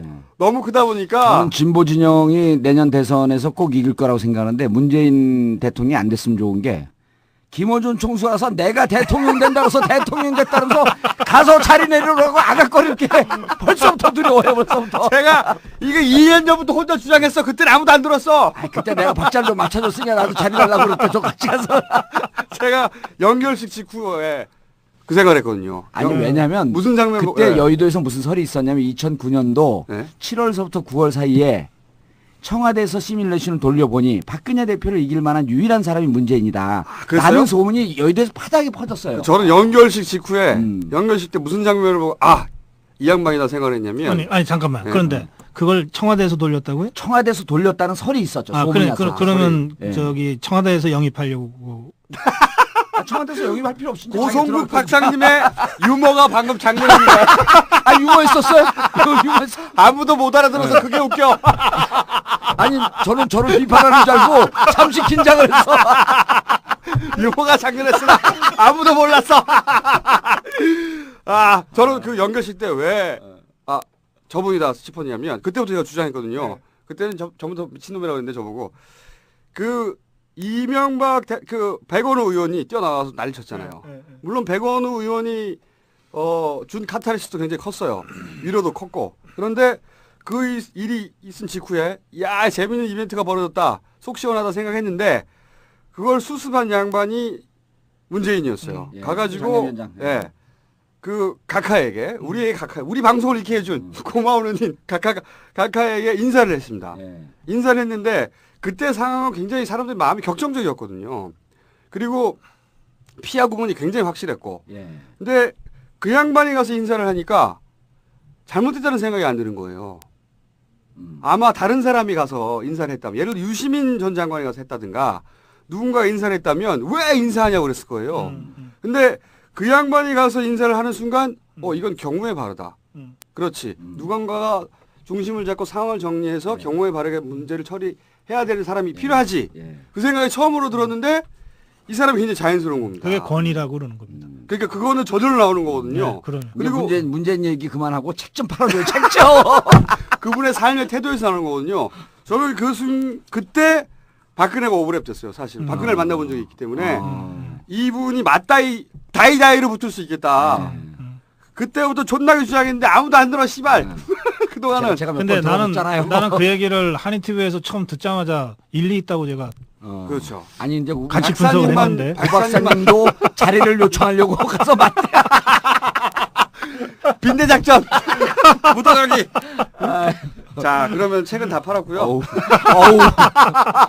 책은 다 팔았어. 원래 10분 말라고 했는데 씨발 존나 길게 했어. 책 얘기 하나도 안 하고. 자, 고성국의 정치인 출판사 미지 에드커머스 나왔는데요. 어디서도 발견하기 힘드실 겁니다. 네. 큰 서점에 가시거나 인터넷으로 가셔야 되고 곧 절판될 것이기 때문에 절판되신 빨리. 저희 게시판이 따로 없고 아이폰에 이 댓글 남기는 데 있잖아요. 예. 거기다가 퀴즈 나왔지 않습니까? 퀴즈 정답을 적어주시면 다 정답이면 어떡하냐? 우리 마음이지. 5명 뽑는 거야. 어떻게 뽑을지 우리 마음이지. 네, 그런 거 신경 쓰지 마시고요. 우리가 알아서 할 테니까 거기서 댓글을 남겨주십시오. 그러면은 저희가 레어 아이템, 곧 사라질 레어 아이템 고성국 박사님의 정치인 이거 보내드리겠는데요. 여기 보면은 좀 먹고 좀 살자 사줘라. 박사님 먹고 살기 힘들다. 우리도 다 그렇고. 책이 좋지만 안 좋든 좀 사줘. 여기 보면은 박근혜 vs 반박근혜 뭐 대선 지형도 이런 이야기가 쭉 길게 분석되어 있습니다. 크게 재미는 없을 것 같지만 한 가지는 제가 알거든요. 고성국 박사님 날카로워요. 네. 아니, 아까 조금 유머하는 거 보니까 날카롭더라고. 김평수도 아마 2페이지는 볼 거예요. 네. 문재인이 2페이지 들어갈 거예요.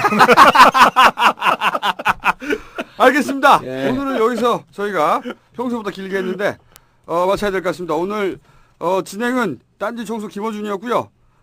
그리고 원래 출연 정몽주 전 의원. 정봉주 17대 국회의원. 네, 17대 국회의원. 민주당 소속으로 노원갑, 공릉동, 월계동을 지역구로 갖고 있는. 이렇게 말하면은 현역인 줄 알아요. 참고로 18대입니다, 지금은. 아니, 근데 우리 18대 국회의원이 한나라당 국회의원 날라갔어요. 지역에 국회의원이 하나도 없어. 내가 국회의원이야, 이제. 전 국회의원. 어차피 다 전입니까, 이제? 지역구가 없어진다는 소리도 있고. 참고로 현재 18대고요. 곧 19대 됩니다. 그러니까 오랫동안 놀았죠. 그리고 오늘 게스트에 책 팔려 나오신 고성국 정치학 박사님. 네, 그렇습니다. 고맙습니다. 저희는 다음 주에 또 나오겠습니다. 예. 끝! On the upright. So frustrated.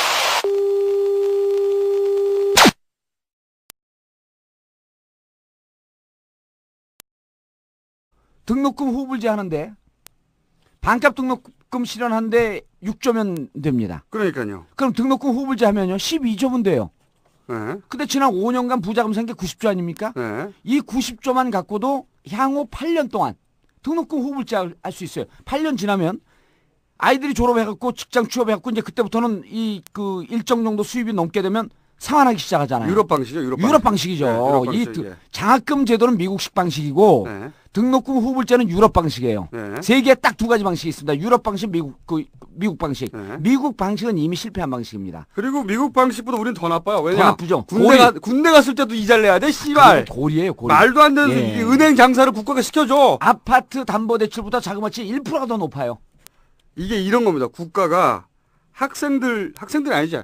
학부모들 돈을 털어서 은행 장사 시켜주는 게 지금의 제도예요. 그리고 국가가 씨발. 그리고 자율이라는 명목 아래 대학의 등록금 인상을 막지 못하고 실질적으로 국가가 보증을 쓰면서 그렇죠. 대학, 은행 장사를 시켜주고 있는 거예요. 더군다나 만약에 기업이 정말 대학이 정말 기업처럼 움직일 거면 예. 그러면 국가로부터 혜택도 받지 말아야지. 보조금도 받지 말고 제 얘기가 그겁니다. 이제 세금 혜택도 받지 말고. 그게 핵심이에요. 김어준 총수는 교육을 전공하지 않는데 어떻게 정확하게 아십니까? 저는 놀라워요, 저도. 깜짝 놀랍니다. 아니, 그 영화 코바디스 보셨죠? 네. 그 감독이 이런 영화 얘기를 했어요. 영화를 만들고 주요 과연 이 영화를 제가 만들었습니까? 저는요 가끔씩 발언하고 주요 과연 이 생각이 제 생각입니까? 이게 어마어마하게 저는 깜짝 놀라게 깜짝씩 놀래. 아니 그런데 지금 이제 핵심을 정확하게 짚었는데 자랑하다가 지친다. 자랑하다가 지쳐. 핵심을 정확하게 짚었는데 네. 대학이 어마어마한 국고 보조를 받아요. 그렇죠. 네. 그런데 대학은 자율이라는 얘기를 계속 이게 95년 김영삼 정부 때부터 그때 박세일 당시 이제 한나라당 무슨 정책 책임을 지고 있었는데 이른바 5.3일 교육개혁 조치라고 하는 게 95년도에 생깁니다. 이게 교육의 신자유주의의 태동이에요. 그렇죠. 예, 교육의 신자유주의의 태동이에요. 그러니까 교육을 시장의 영역으로 놓아버리는 겁니다. 교육은 시장 영역으로 들어가면 안 되거든요. 그렇죠. 네. 교육은 국가 복지 차원의 영역으로 놔둬야 되는 거예요. 그래서 국가가 대학이 그런 교육적 목적을 달성하기 위해서 돈을 쓰다가 손해를 보더라도 보존해 주려는 거 아닙니까? 그렇죠. 그래서 보존해 주는 건데 그렇죠. 그때 박세일 사단의 막내가 누구냐면 지금 교과부 장관을 하고 있는 이주호입니다. 이런 거 아무 데서도 못 들어요. 그때 박세일 사단에 우리 이제 정치권의 정치권의 시쳇말로 박세일 가방 못질했다라고 하는 제일 막내 연구원이었었어요. 그런데 이분은 교육학 전공자가 아니에요. 그 계보군요, 지금. 그 계보죠. 그래서 5.3일 김영삼 정부 때 95년 5.3일 교육개혁 조치. 그게 지금으로부터 16년 전인데 그때 신자유주의 교육시장 정책이 나오고 그거를 계속 승계한 게 지금의 정책입니다. 근데 우리 김대중 정부와 노무현 정부 때도 사실은 이 정책을 깼어야 되는데 이해찬 총리가 정말 훌륭한 분이 교육 정책은 확 좌우로 마음대로 흔들어버리면 학부모들하고 학생들이 너무 피해를 보기 때문에 그 정책이 잘못됐다 손 치더라도 서서히 이것을 수정해 가야 된다. 그 교육감부 장관 했잖아요. 이해찬 총리가. 그런데 이제 그때 당시에 이주호 장관이 그 박세일 사단에 있었는데 교육개혁 정책을 만드는데 이 양반이 교육학이 전공이 아니에요. 노동경제학인가 그래요. 경제학자예요, 경제학자. 그러니까 경제학자 눈으로 교육이 보일 수밖에 없는 거죠. 근데 경제학자가 왜 교육을 했냐? 경제학으로 별로 유능하지 않아서 안 팔려요. 대학에서 경제학으로 뭐 이렇게 강의를 나갈 여력이 안 되니까 국회의원 비례로 돼갖고 이게 왜냐하면 왜 지금 정봉주 전 의원이 이렇게 열을 받는지 아십니까? 국회의원 할 때 서로 맞은편에서 싸웠거든요. 맨날 싸웠는데요. 도대체 논리가 됩니까? 말빨이 됩니까? 그렇다고 그 양반은 그때는 라이벌이었는데 라이벌이 아니었죠. 그 양반은 장관되고 자기는 백수야. 아니 그때 보세요. 저하고 카운터 파트너 있던 분들이 누구냐 하면 진수희 복지부 장관 토론에서 정봉주 나오면 한나라당에서 그 방송국에서 섭외하기가 힘들어요. 정봉주 딱 내놓으면 아무도 안 나온대. 이주호 피하지, 진수희 피하지. 다 옛날 얘기죠. 그 양반들은 장관이고 저는 백수입니다. 그래서 대학이 등록금이 부족하거나 대학 운영에 차질을 빚고 그다음 대학이 좋아지는 게 국가 경쟁력의 근간이기 때문에 교육비를 계속 지원해 주는데 그게 1,200억이 아니에요. 수천억씩 해줘요. 그리고 세금 혜택도 주잖아요. 세금 혜택도 주고. 그래서 제가 보기에는 연대, 고대, 이대 같은 적립금 많은 데들 만약에 등록금 인상을 제한하고 반값 등록을 하라는데 말을 안 듣지 않습니까? 그럼 뭘 하냐면요. 국고 보조금을 끊어야 됩니다. 그때. 제 말이 그거예요. 이게 제일 현명한 수단이 국고 보조를 딱 끊어버리면요. 너네 받고 싶으면 받아라. 그리고 너네 학생이긴 하지만 우리가 그 학생들을 국가의 영역으로 놓아서 그들에게 등록금 후불제는 우리가 실시하겠다. 그런데 너네는 우리가 실시하는 등록금 후불제는 국가의 예산과 재정으로 하는 것이기 때문에 등록금을 어느 정도 인상할 수 없게끔 우리가 막아놓겠다. 이게 교육정책인 겁니다. 제 말이 그렇습니다. 이 대학에 주장하는 자율이라는 단어 자체가 기본적으로 굉장히 긍정적인 의미를 담고 있어서 여기에 함정이 있어요. 근데 이제 이걸 우리 청취자분들이 오늘 이제 철학 공부까지 하는데 자율은요, 자율권의 줄임말입니다. 자율권. 자율권이라고 하는 것은 자율적 권리거든요. 권리예요, 권리. 우리가 초등학교 3학년, 4학년 때 사회책에 나옵니다. 민주주의가 지탱되기 위해서는 권리가 1이면 의무가 1이다. 권리와 의무는 동등한 그람수여야 한다. 이런 내용이 나옵니다. 동등해야 한다. 지금 대학은 권리는 주장을 하고 사회적 책무는 하나도 없어요. 그렇죠. 제 말이 그겁니다. 이 사회적 책무가 교육인데 그렇죠. 이 자율은 그러니까 교육적 목적에 부합될 때만 유효한 거지. 인정되는 거죠. 지금 주장하는 자율은 돈 벌 자유예요. 그럼요. 돈 벌 자유를 주장하려면 그러면 혜택을 받지 마라 이거지. 장사하려면. 한 의원이 이명박 정권이 들어서서 상임위에서 이런 질의를 했어요. 당신들이 자율 하는데 장관에게 교과위에서 자율 하는데 그 자율은 권리가 수반돼야 된다. 의무가 수반돼야 된다.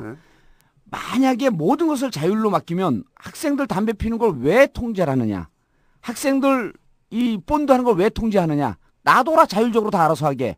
그런 걸 통제하는 게 의무를 강조하는 거고 의무 속에서 아이들이 교육이 형성이 되는 것이다. 대학에게도 의무를 강조해야 돼. 사회적 책무. 그 발언을 하니까 그냥 숙연해졌어요. 그게 바로 접니다.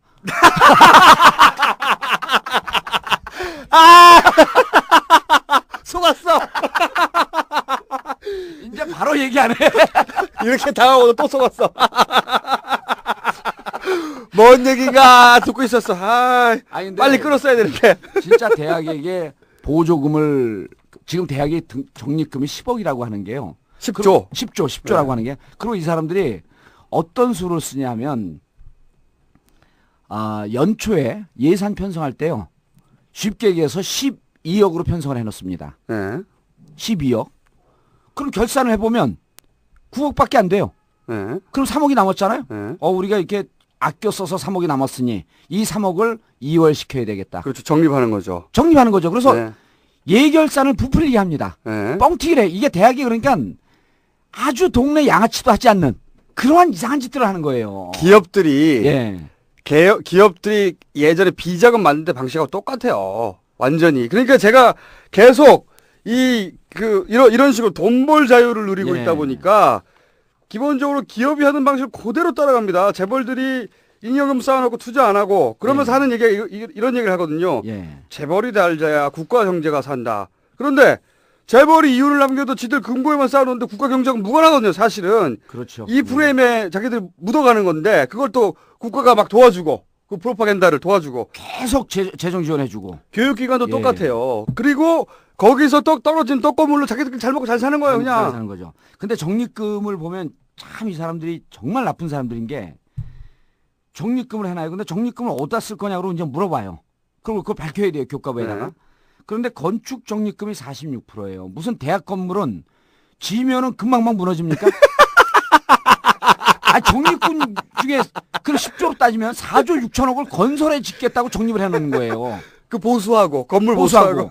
그래서 그 사람들이 보수 집단인가 봐. 썰렁해 죽겠네. 그 다음에요. 연구 적립금은 9%밖에 안 돼요. 그 다음에 정책 적립금 8%. 대학의 발전을 위해서 연구 적립금, 정책 적립금은 합해봐야 17%밖에 안 됩니다. 그 다음에 또 뭐가 있는 줄 아세요? 기타 적립금이라고 34.9%. 그러니까 35%가 기타 적립금이에요. 이건 어디다가 쓸 거냐니까 기타. 자기들도 모르는 걸 어디다 쓸지. 비상 상황이 발생할 때 하다가 못 만들어낸 거지. 그러니까 대학의 비상 상황이라고 하는 것은 건물이 낙후되거나 연구 시설이 낙후된 것밖에 없거든요. 그게 건축 적립금이에요. 말고 기타 적립금은 또 35% 만들어놔. 그러니까 지금 10조 중에 3조 5천억은 기타 적립금이에요. 이거는 기타 적립금이라고 하는 것은 이런 겁니다. 땅을 산다든지 주식에 투자한다든지 이런 거에 과외로 쓰기 위해서 적립해 놓은 거예요. 그래서 지금 대학생 등록금, 반값 등록금을 해결하기 위해서는 1차적으로 대학금 등록 인상을 막아야 됩니다. 등록금 인상 막아야 되죠. 제가 그래서 등록금 상한제를 2006년 4월에 그 법안을 냈더니 교과부가 얼마나 이게 그 나쁜 놈들이냐면 이럴 땐 욕하고 그래야 돼. 근데 제가 사회적 지위가 있기 때문에 욕도 못 하는데 제가 그 법안을 내니까 전국의 대학교에다가 재단 이사회에다가 쫙 공문을 보내요. 정봉주 의원이 이러이러한 입법을 발의하고자 하는데 견해가 있으면 표명해 주시기 바랍니다. 뭐냐면 등록금 인상 상한제 법안을 만드니 반대해라 이런 얘기예요. 그렇죠. 그래서 제가 그때 몰랐어요. 아니 도대체 왜 교과부가 학생들 편을 들지 않고 대학 편을 드느냐. 나중에 봤더니 교과부 국장급 정도면 다 박사입니다. 그 박사학위를 어떻게 땄냐면 석박사학위를 교과부에 지원받아서 유학까지 갔다 오는 거예요. 국고로. 그래서 석박사 되고 난 다음에 국장까지 돼서 퇴임을 하면 대학으로 갑니다. 다 대학으로 가요. 그러니까요. 이게 모든 사립대학. 이 고위공직자들 특히 정부 부처의 고위공직자들이 그럼요. 자기들이 관할하는 그 해당 업종 피감기관과의 결탁이 이래 생기는 거예요. 그렇죠. 그래서 피감기관에 갈 수 없는 것을 연수를 한 10년 정도로 제한해버려야 돼요. 그러니까요. 말하자면 전관예우 관행. 전관예우인 거죠. 그러니까 자기들 사실은 자기들의 진로죠. 진로죠. 금감원 옷 벗고 은행 가는 거랑 똑같습니다. 맞습니다. 그러니까 자기들이 피감했던 데 다 자리 봐두고 그러니까 평상시에 사립대학과 교과부가 유착될 수밖에 없는 한 라인이 형성될 수밖에 없는. 그러니까요. 그러니까 계속 예산 지원해 주죠. 등록금 인상하는 건 뭐, 그래서 첫 번째 방법이 등록금 인상을 일단 막아야 됩니다. 그리고 지금까지 약 10년 동안 110% 정도 뻥튀기 돼서 등록금 인상한 부분에 대해서 감사를 해서 낮춰야 됩니다. 네. 적정 등록금 수준이 어느 정도 수준이다라고 하는 국가 가이드라인을 만들어서 지금 이렇게 저렇게 보면 1,000만 원대라고 한다면 1,000만 원 평균으로 봤을 때 650만 원대가 적정 등록금 수준입니다. 650만 원대로 낮춰야죠. 그리고 650만 대에서 700만 원대 정도로 보고 그 수준에서 그러니까 이렇게 해야 되는 겁니다. 전국 등록금 전문대 평균 4년제 대학교 평균을 내서 평균보다 높은 대학은 다 쳐내기 시작을 해야 돼요. 네. 그리고 너네 이런 정책에 동조하지 않는다 하면은 국고 지원을 끊으면 됩니다. 그리고 이제 후불제로 바꿔야 되는 그리고 거죠. 후불제로 바꿔야 되는 거죠. 처음에는 반값 등록금을 낮추고 그다음에 장학금 늘리면 안 됩니다. 그래서 반값 등록금을 갈 수 있는 예산 확보를 하고 그게 어느 정도 확보가 돼 갖고 진행이 되면서 투트랙을 가져야 돼요. 반값 등록금과 등록금 후불제 동시에 진행되고 대학은 이제까지 쌓아놓은 적립금을 그 적립금 10억 누가 낸 줄 아세요? 10조. 지금까지 20-30년 동안 선배들이 낸 겁니다. 그럼 여기 선배들이 기꺼이 우리가 후배들 등록금 문제를 해결하기 위해서 우리 이미 내놓고 떠난 사람들이니까 그거를 대학이 등록금 인하하기 위해서 내놓는다고 해도 선배들 아무도 항의 안 하거든요. 그래서 사실은 학생들이 나갈 때 지금 그 또 정부에서는 배우 어쩌고저쩌고 하잖아요. 배우는 부모님이라면서. 배우가 우리 엄마 한 거예요, 진짜로. 배우 우리 엄마가 씨발 이래야 될 거예요. 우리가 내놨던 등록금, 엄마 아빠가 내놨던 등록금이 지금 적립되어 있는 거예요. 그러니까요. 그거 써라. 그거를 자기 자식들한테 반으로 돌려주라는 거예요, 지금 얘기가. 매우 합당한 주장이거든요. 그리고 이 후불제도 유럽식으로 가야 되는 게 후불을 하면은 아니 그럼 졸업하고 돈 내는 건 똑같지 않느냐 이렇게 얘기하는데 잘 모르는 분들. 그렇죠. 유럽의 후불제는 일단 직업이 없으면 수익이 안 내는 없으면 겁니다. 그리고 수익이 있어도 일정 수준에 도달하지 않으면 내질 않아요. 그리고 그러다 취직하고 나서도 다시 일자리를 있으면 또 중지됩니다. 우리나라 마치 사채업자처럼 군대 갔는데도 이자가 쌓이는 게 아니에요. 그렇죠. 자기들이 경제적 여력이 생길 때 지불할 수 있는 능력이 생길 때 그것도 상황 봐가면서 액수 봐가면서 하는 거거든요. 그렇게 만들어야 되죠. 그런 주장을 이제 우리가 하니까 교과부에서 뭐라고 얘기하냐면 모럴 해저드가 있어서 도덕적 해이가 올 수 있다. 도덕적 해이는 지들이 먼저 해놓고 씹새끼들. 김 교수님 한 말씀도 안 하니까 졸고 계셔 저쪽에서. 아니 김영민 씨는 대학으로 돌아가야 돼요. 한양대에서 얼마 전에 잘렸어. 다시 돌아가야 돼. 미래 교수입니다. 미래 교수. 등록금 후불제가 왜 모럴 해저드가 없냐면요. 대한민국의 IT 전산 정보는 세계 최강입니다. 이런 거에 대학 교과부에서 기껏 주장하는 게 취업을 하고도 이명박 대통령 헌정 방송 김어준의 나는 꼼수다.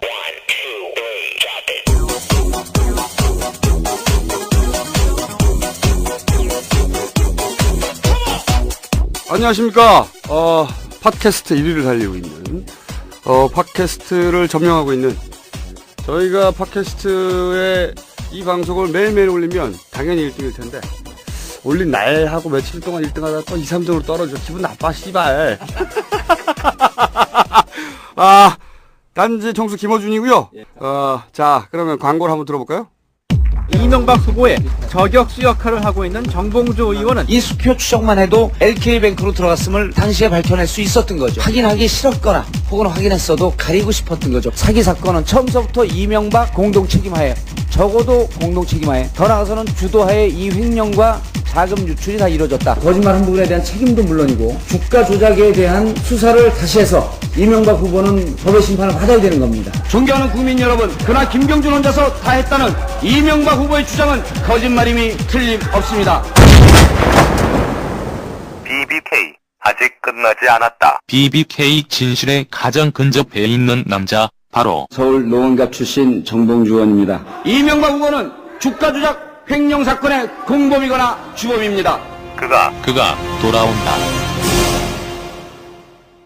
네, 방금 들으신 내용은 정봉주 전 의원이 17대 대선에서 활약한 내용이고 이 내용을 이 방송을 통해서 나가는 순간부터 19대 출마가 굉장히 어렵지 않겠는가. 나 떨고 있어. BBK 진실에 가장 가깝게 접근한 정치인 맞죠? 동시에 감옥에 가장 가깝게 접촉했죠. 시력 1년 선고받았어! 네. 나 떨고 있어서 웃음도 안 나와. 대법원 판결을 지금 4년째. 4년째 기다리고 있습니다. 4년째. 이러다가 다음 대선 오겠어. 보통은 집행유예죠. 의원님은 실형 1년? 실형 1년이면 10년 동안 피선거고 막탈인가요? 예, 10년 동안. 네, 끝난 거죠, 그러면. 자, 거기에 저희가 일조하고자. 빨리 판결 내려달라고. 네, 19대 출마하실까봐, 방송을 내보냈습니다. 자, 오늘은, 지난주에 예고한 대로 반값 등록과 얘기하기 전에, 저희가 매주 그냥 하는 얘기가 너무 맞아떨어져. 중수부 흐지부지 될 거야. 질질 끌다가 했는데 흐지부지 되고 있죠? 끝났죠. 네? 뭐 사실상 끝났죠. 사실상. 중수부 페이지 사실상 물 건너갔다. 저희가 지난 시간에는 북한에 대해서 쭉 얘기하다가 북한 얘기 마지막으로 이거 이러다가 녹취록 깐다 이제 북한이 이 얘기했는데 바로 듣고 제가 보기에는 이게 북한뿐만 아니라 국정원까지 그러니까. 저희 방송을 다 듣고 모니터링을 하고 있는 게 아니라. 아니 댓글 올라오신 분들이 북한에서 이 방송을 듣고 있음이 분명해졌다. 아이폰을 쓰고 있다는 게 확실해진 거죠. 그렇죠. 네. 그 삼성이 열받았을 거예요. 갤럭시 S 안 써갖고. 중수부 얘기도 그렇고. 자, 그러면 이번에는 지금 연일 화제가 되고 있는 문제가 되고 논란이 되고 있는 반값 등록금 문제. 이 문제는 정봉주 의원이 워낙 아무 문제나 다 전문가인 척하는데 이 문제는 진짜 전문가입니다. 네, 2006년에 말이죠. 한나라당이 반값 등록금 공약을 발표하지 않았습니까? 그때 보도를 보니까 열린우리당 정봉주 의원은 그거는 포퓰리즘적인 정책이다. 이렇게 비난했다라고 보도가 돼 있어요. 어떻게 된 겁니까? 제가요? 저는 반값 등록금을 그때 주장한 게 아니고 2006년 4월에 등록금 후불제를 주장했죠. 등록금 후불제. 이제 반값 등록금 해봐도 대학이 등록금을 올리는 걸 결국 막을 수가 없기 때문에 지금은 1,000만 원 시대 아닙니까? 2,000만 원 올리면 반값 하면 또 1,000만 원이에요. 그 대학 등록금을 못 올리게 일단 막아놓고 그다음 등록금 후불제를 해야 한다. 상한제를 하고 후불제를 그렇죠. 해야 한다. 상한제라고 후불제를 해야 한다. 이 두 가지. 근데 의원님이 교육위였어요. 교육위. 그래서 제가 등록금 후불제 해야 된다라고 하는 것을 벤치마킹하고 실제로 한나라당에서 그래요. 민주당에서 주장했던 정봉주 의원이 주장했던 등록금 후불제를 우리가 등록금 후불제를 만든 게 ICL이다. 뭐 취업은 그렇죠. 연계 어쩌고저쩌고. 이 얘기를 이렇게 자신 있게 하는 이유가 뭐냐면 의원님이 딱 한 번 국회의원 해봤는데 딱 한 번 해봤어요. 그때까지 근데 딱 한 번 해봤는데 당시 교육위였고 그 전에 본인이 직접 또 학원을 해본 적이 있습니다. 그렇기 때문에 이 문제, 교육 문제에 관해서 굉장히 속속들이 업자의 마인드를 이해하고 있다. 업자였어! 그렇기 때문에 업자의 수를 다 읽고 있어. 자, 그러면. 아니, 근데 아까 그 방송 때문에 떨려갖고 제가 이게 심장이 벌렁벌렁해요, 지금도. 과연 제가 그때 저렇게 뛰어난 활약을 했는지. 아니 지금 사람들이 몰라요. 저 방송을 어떻게 찾아냈어. 기가 막히네. 야. 아니 저희가 19대 출발을 막으려고 지금. 어이가 없었어요. 분명히 대통령께서도 반값 등록금 공약을 제시했었고 그걸 믿고 대학생들은 투표를 했고 그런데도 불구하고 그래서 뒤통수를 맞은 거죠. 참 어렸었지 뭘 몰랐었지 설레는 젊음 하나로 그땐 그랬지. 한나라당 황우여 원내대표가 해결해야 할 첫 번째 민생 현안으로 대학 등록금 문제를 꼽았습니다. 무상으로 하는 나라가 있고 유상으로 하는 나라가 있잖아요. 무상 등록금제를 검토하느냐는 질문이 쏟아지자 최소한 반값으로 했으면 한다며 표현을 수정했습니다. 그런데 며칠 뒤 우리 당에 한때 반값 등록금이라는 말을 써드렸습니다. 그러나 저희들의 공식적인 용어는 등록금 인하, 완화, 방학 이렇게 지금 하고 있다는 말씀을 드리고 반값이냐 아니냐 반값 더 이상일 수도 있으면 얼마나 좋겠냐 이런 저희도 심정해요. 제 진심을 좀 알아주세요. 시린 겨울 맘 졸인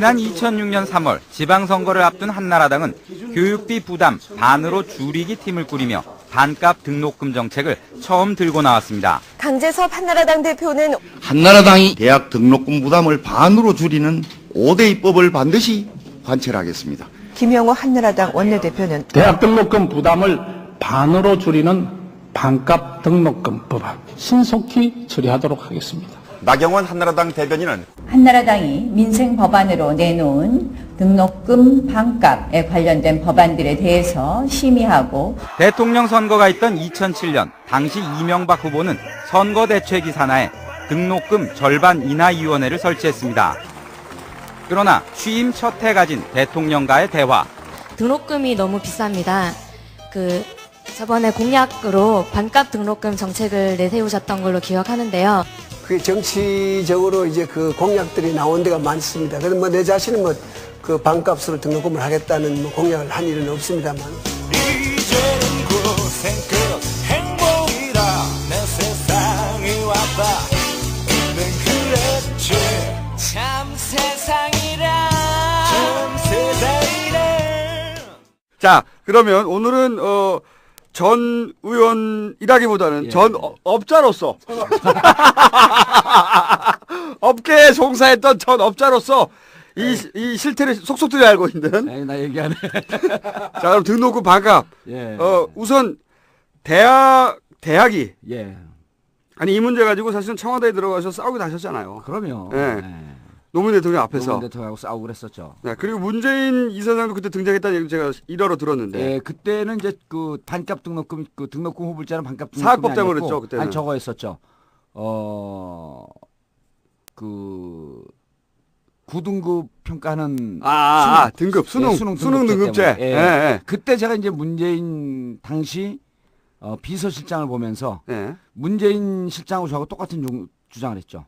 9등급을 해야 된다. 1등서부터 9등급을 해야 된다라고 했고, 당시 교과부에서는 9등급을 우리는 처음에 9등급이 아니라 그 6등급, 7등급을 주장을 했었어요. 그래갖고 그렇게 되면은 실질적으로 수능은 자격시험 정도로 격화될 것이다. 그렇죠. 그러니까 수능 시험 한 부담 빼고, 그다음 본고사 못 보게 하고, 산불 정책에 들어가 있으니까요.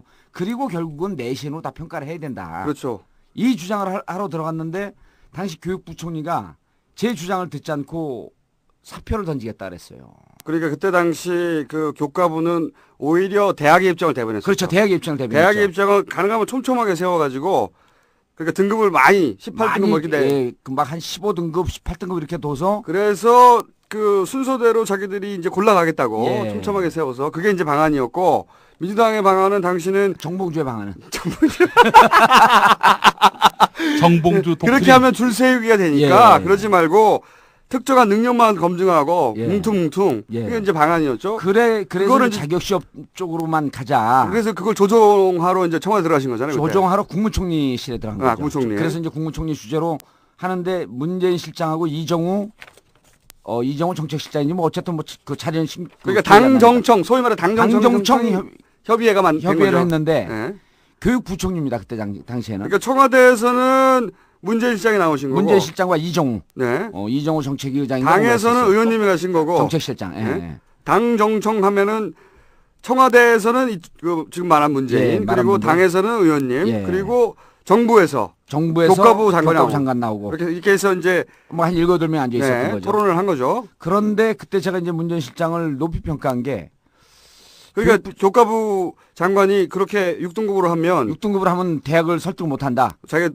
사표 던지겠다 그랬어요. 사표를 던지겠다. 그때 문재인 실장의 반응이 어떤 거였습니까? 사표를 던지겠다 그러니까 문재인 실장 정확히 워딩은 제가 지금 기억은 안 나지만 내용이 사표를 던지시겠다고 했나요? 하면서 다시 한번 확인을 하고 그러니까 몸도 마음도 지쳤습니다. 그러니까 그때 당시에 딱 정색을 하면서 그러면 지금 사표 내세요. 문재인 짱! 사람들 깜짝 놀랐어요. 나는 이제 막 흥분했고, 지금 그건 말씀이라고 하시는 겁니까? 그러면서 이제 다투려고 하는데 문 시장님이 지금 사표 내시겠다고 하셨나요? 그러니까 몸도 마음도 지쳤고 이제는 더 이상 뭐 학교로 돌아가고 싶습니다. 그러니까 그럼 지금 사표 내세요. 그래서 제 기억으로는 총리가 당황해서 급 당황해갖고 막 이렇게 조정하던. 그래서 그때 제가 문재인 실장을 높이 평가했어요. 아니, 그 교과부 장관은 어떻게 됐습니까? 아, 대학으로 돌아가셨죠. 아, 사표 안 냈습니다. 당연하지. 사표 안 냈고. 그때는 일종의 투정이자 협박이거든. 그렇죠. 그리고 그때 장관들은요. 우리가 열린우리당 시절에 우리가 여당이면서 국정감사나 대정부 질의하면요. 장관들은 다 한나라당 편이에요. 대부분이. 정책이. 사상이. 그래서 맨날 우리하고 싸웁니다. 여당 시절에도. 근데 이제 그분은 사표 안 냈고. 근데 그 후속 이야기가 없었어요. 사표 내시죠. 할 때 이 문재인 실장의 어떤 이때까지 행보를 보면 왜 그러냐고 딱 설명이 나올 텐데. 아니, 문재인 실장 이렇게 말씀이 많은 분이 아니세요. 거기서 이걸 정부나 이런 중요한 정책을 조정하는 자리에서 너무 협박적으로 나왔다라고 마음속으로 결단을 내린 것 같아요. 이게 어린애처럼 무슨 협박이냐. 그렇죠.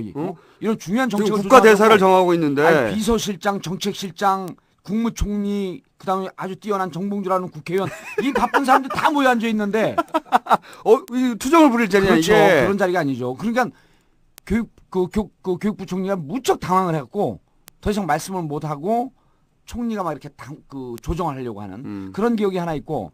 그래서 이제 어쨌든 아싸란 양반이야. 예, 그리고 교육 문제에 있어서는 이정호 실장이나 문재인 실장도 만약에 저는 이 반값 등록금 우리가 정권을 잡고 두 가지 조건이면 반값 등록금 할 수 있다고 보는 거예요. 등록금 후불제까지도 가능합니다.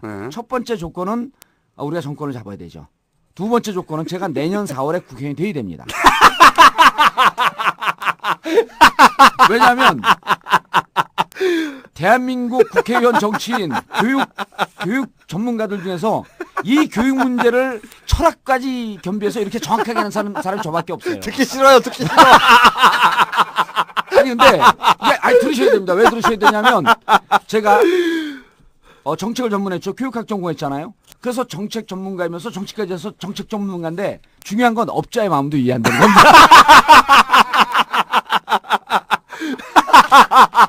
아니 근데 이게 진짜 핵심인 게 대학이 교육기관이 아니라 업자가 되고 있어요. 그럼요. 지금 업자가 되고 있죠. 대학이 교육기관이어야 하는데 대학이 기업처럼 움직인다. 이게 이 등록금 문제 핵심이거든요.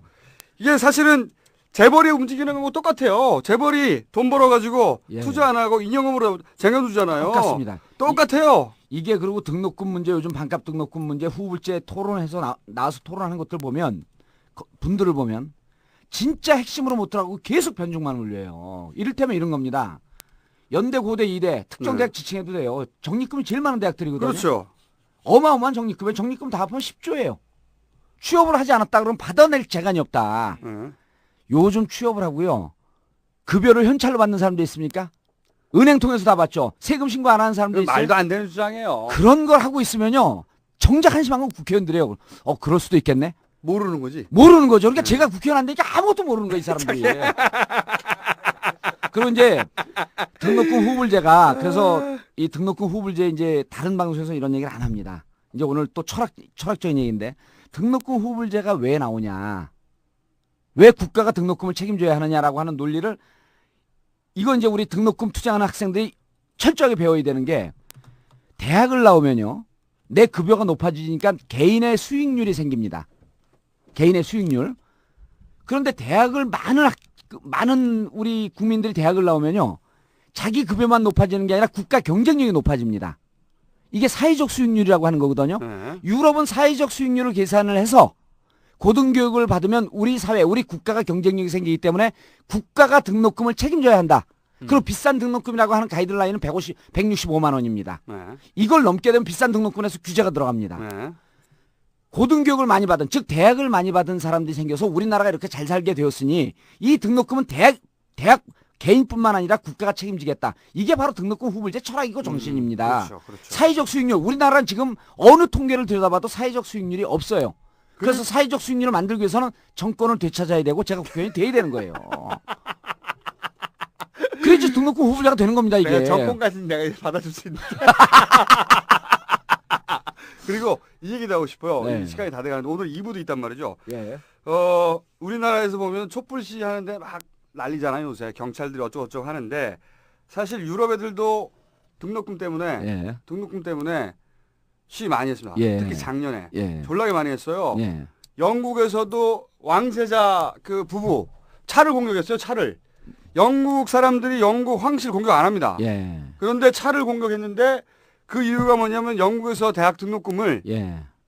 올리려고 그러는 거예요. 상한제, 거기 상한제하고 있는데 그 상한 한도를 올리려고. 카드라인을 올리려고 했던 올리려고 했더니 대학생들이 예. 몰려나가지고 5만 명이 시위를 했어요. 영국에서조차. 그 외에 뭐 이태리니 뭐 독일이니 다 했어.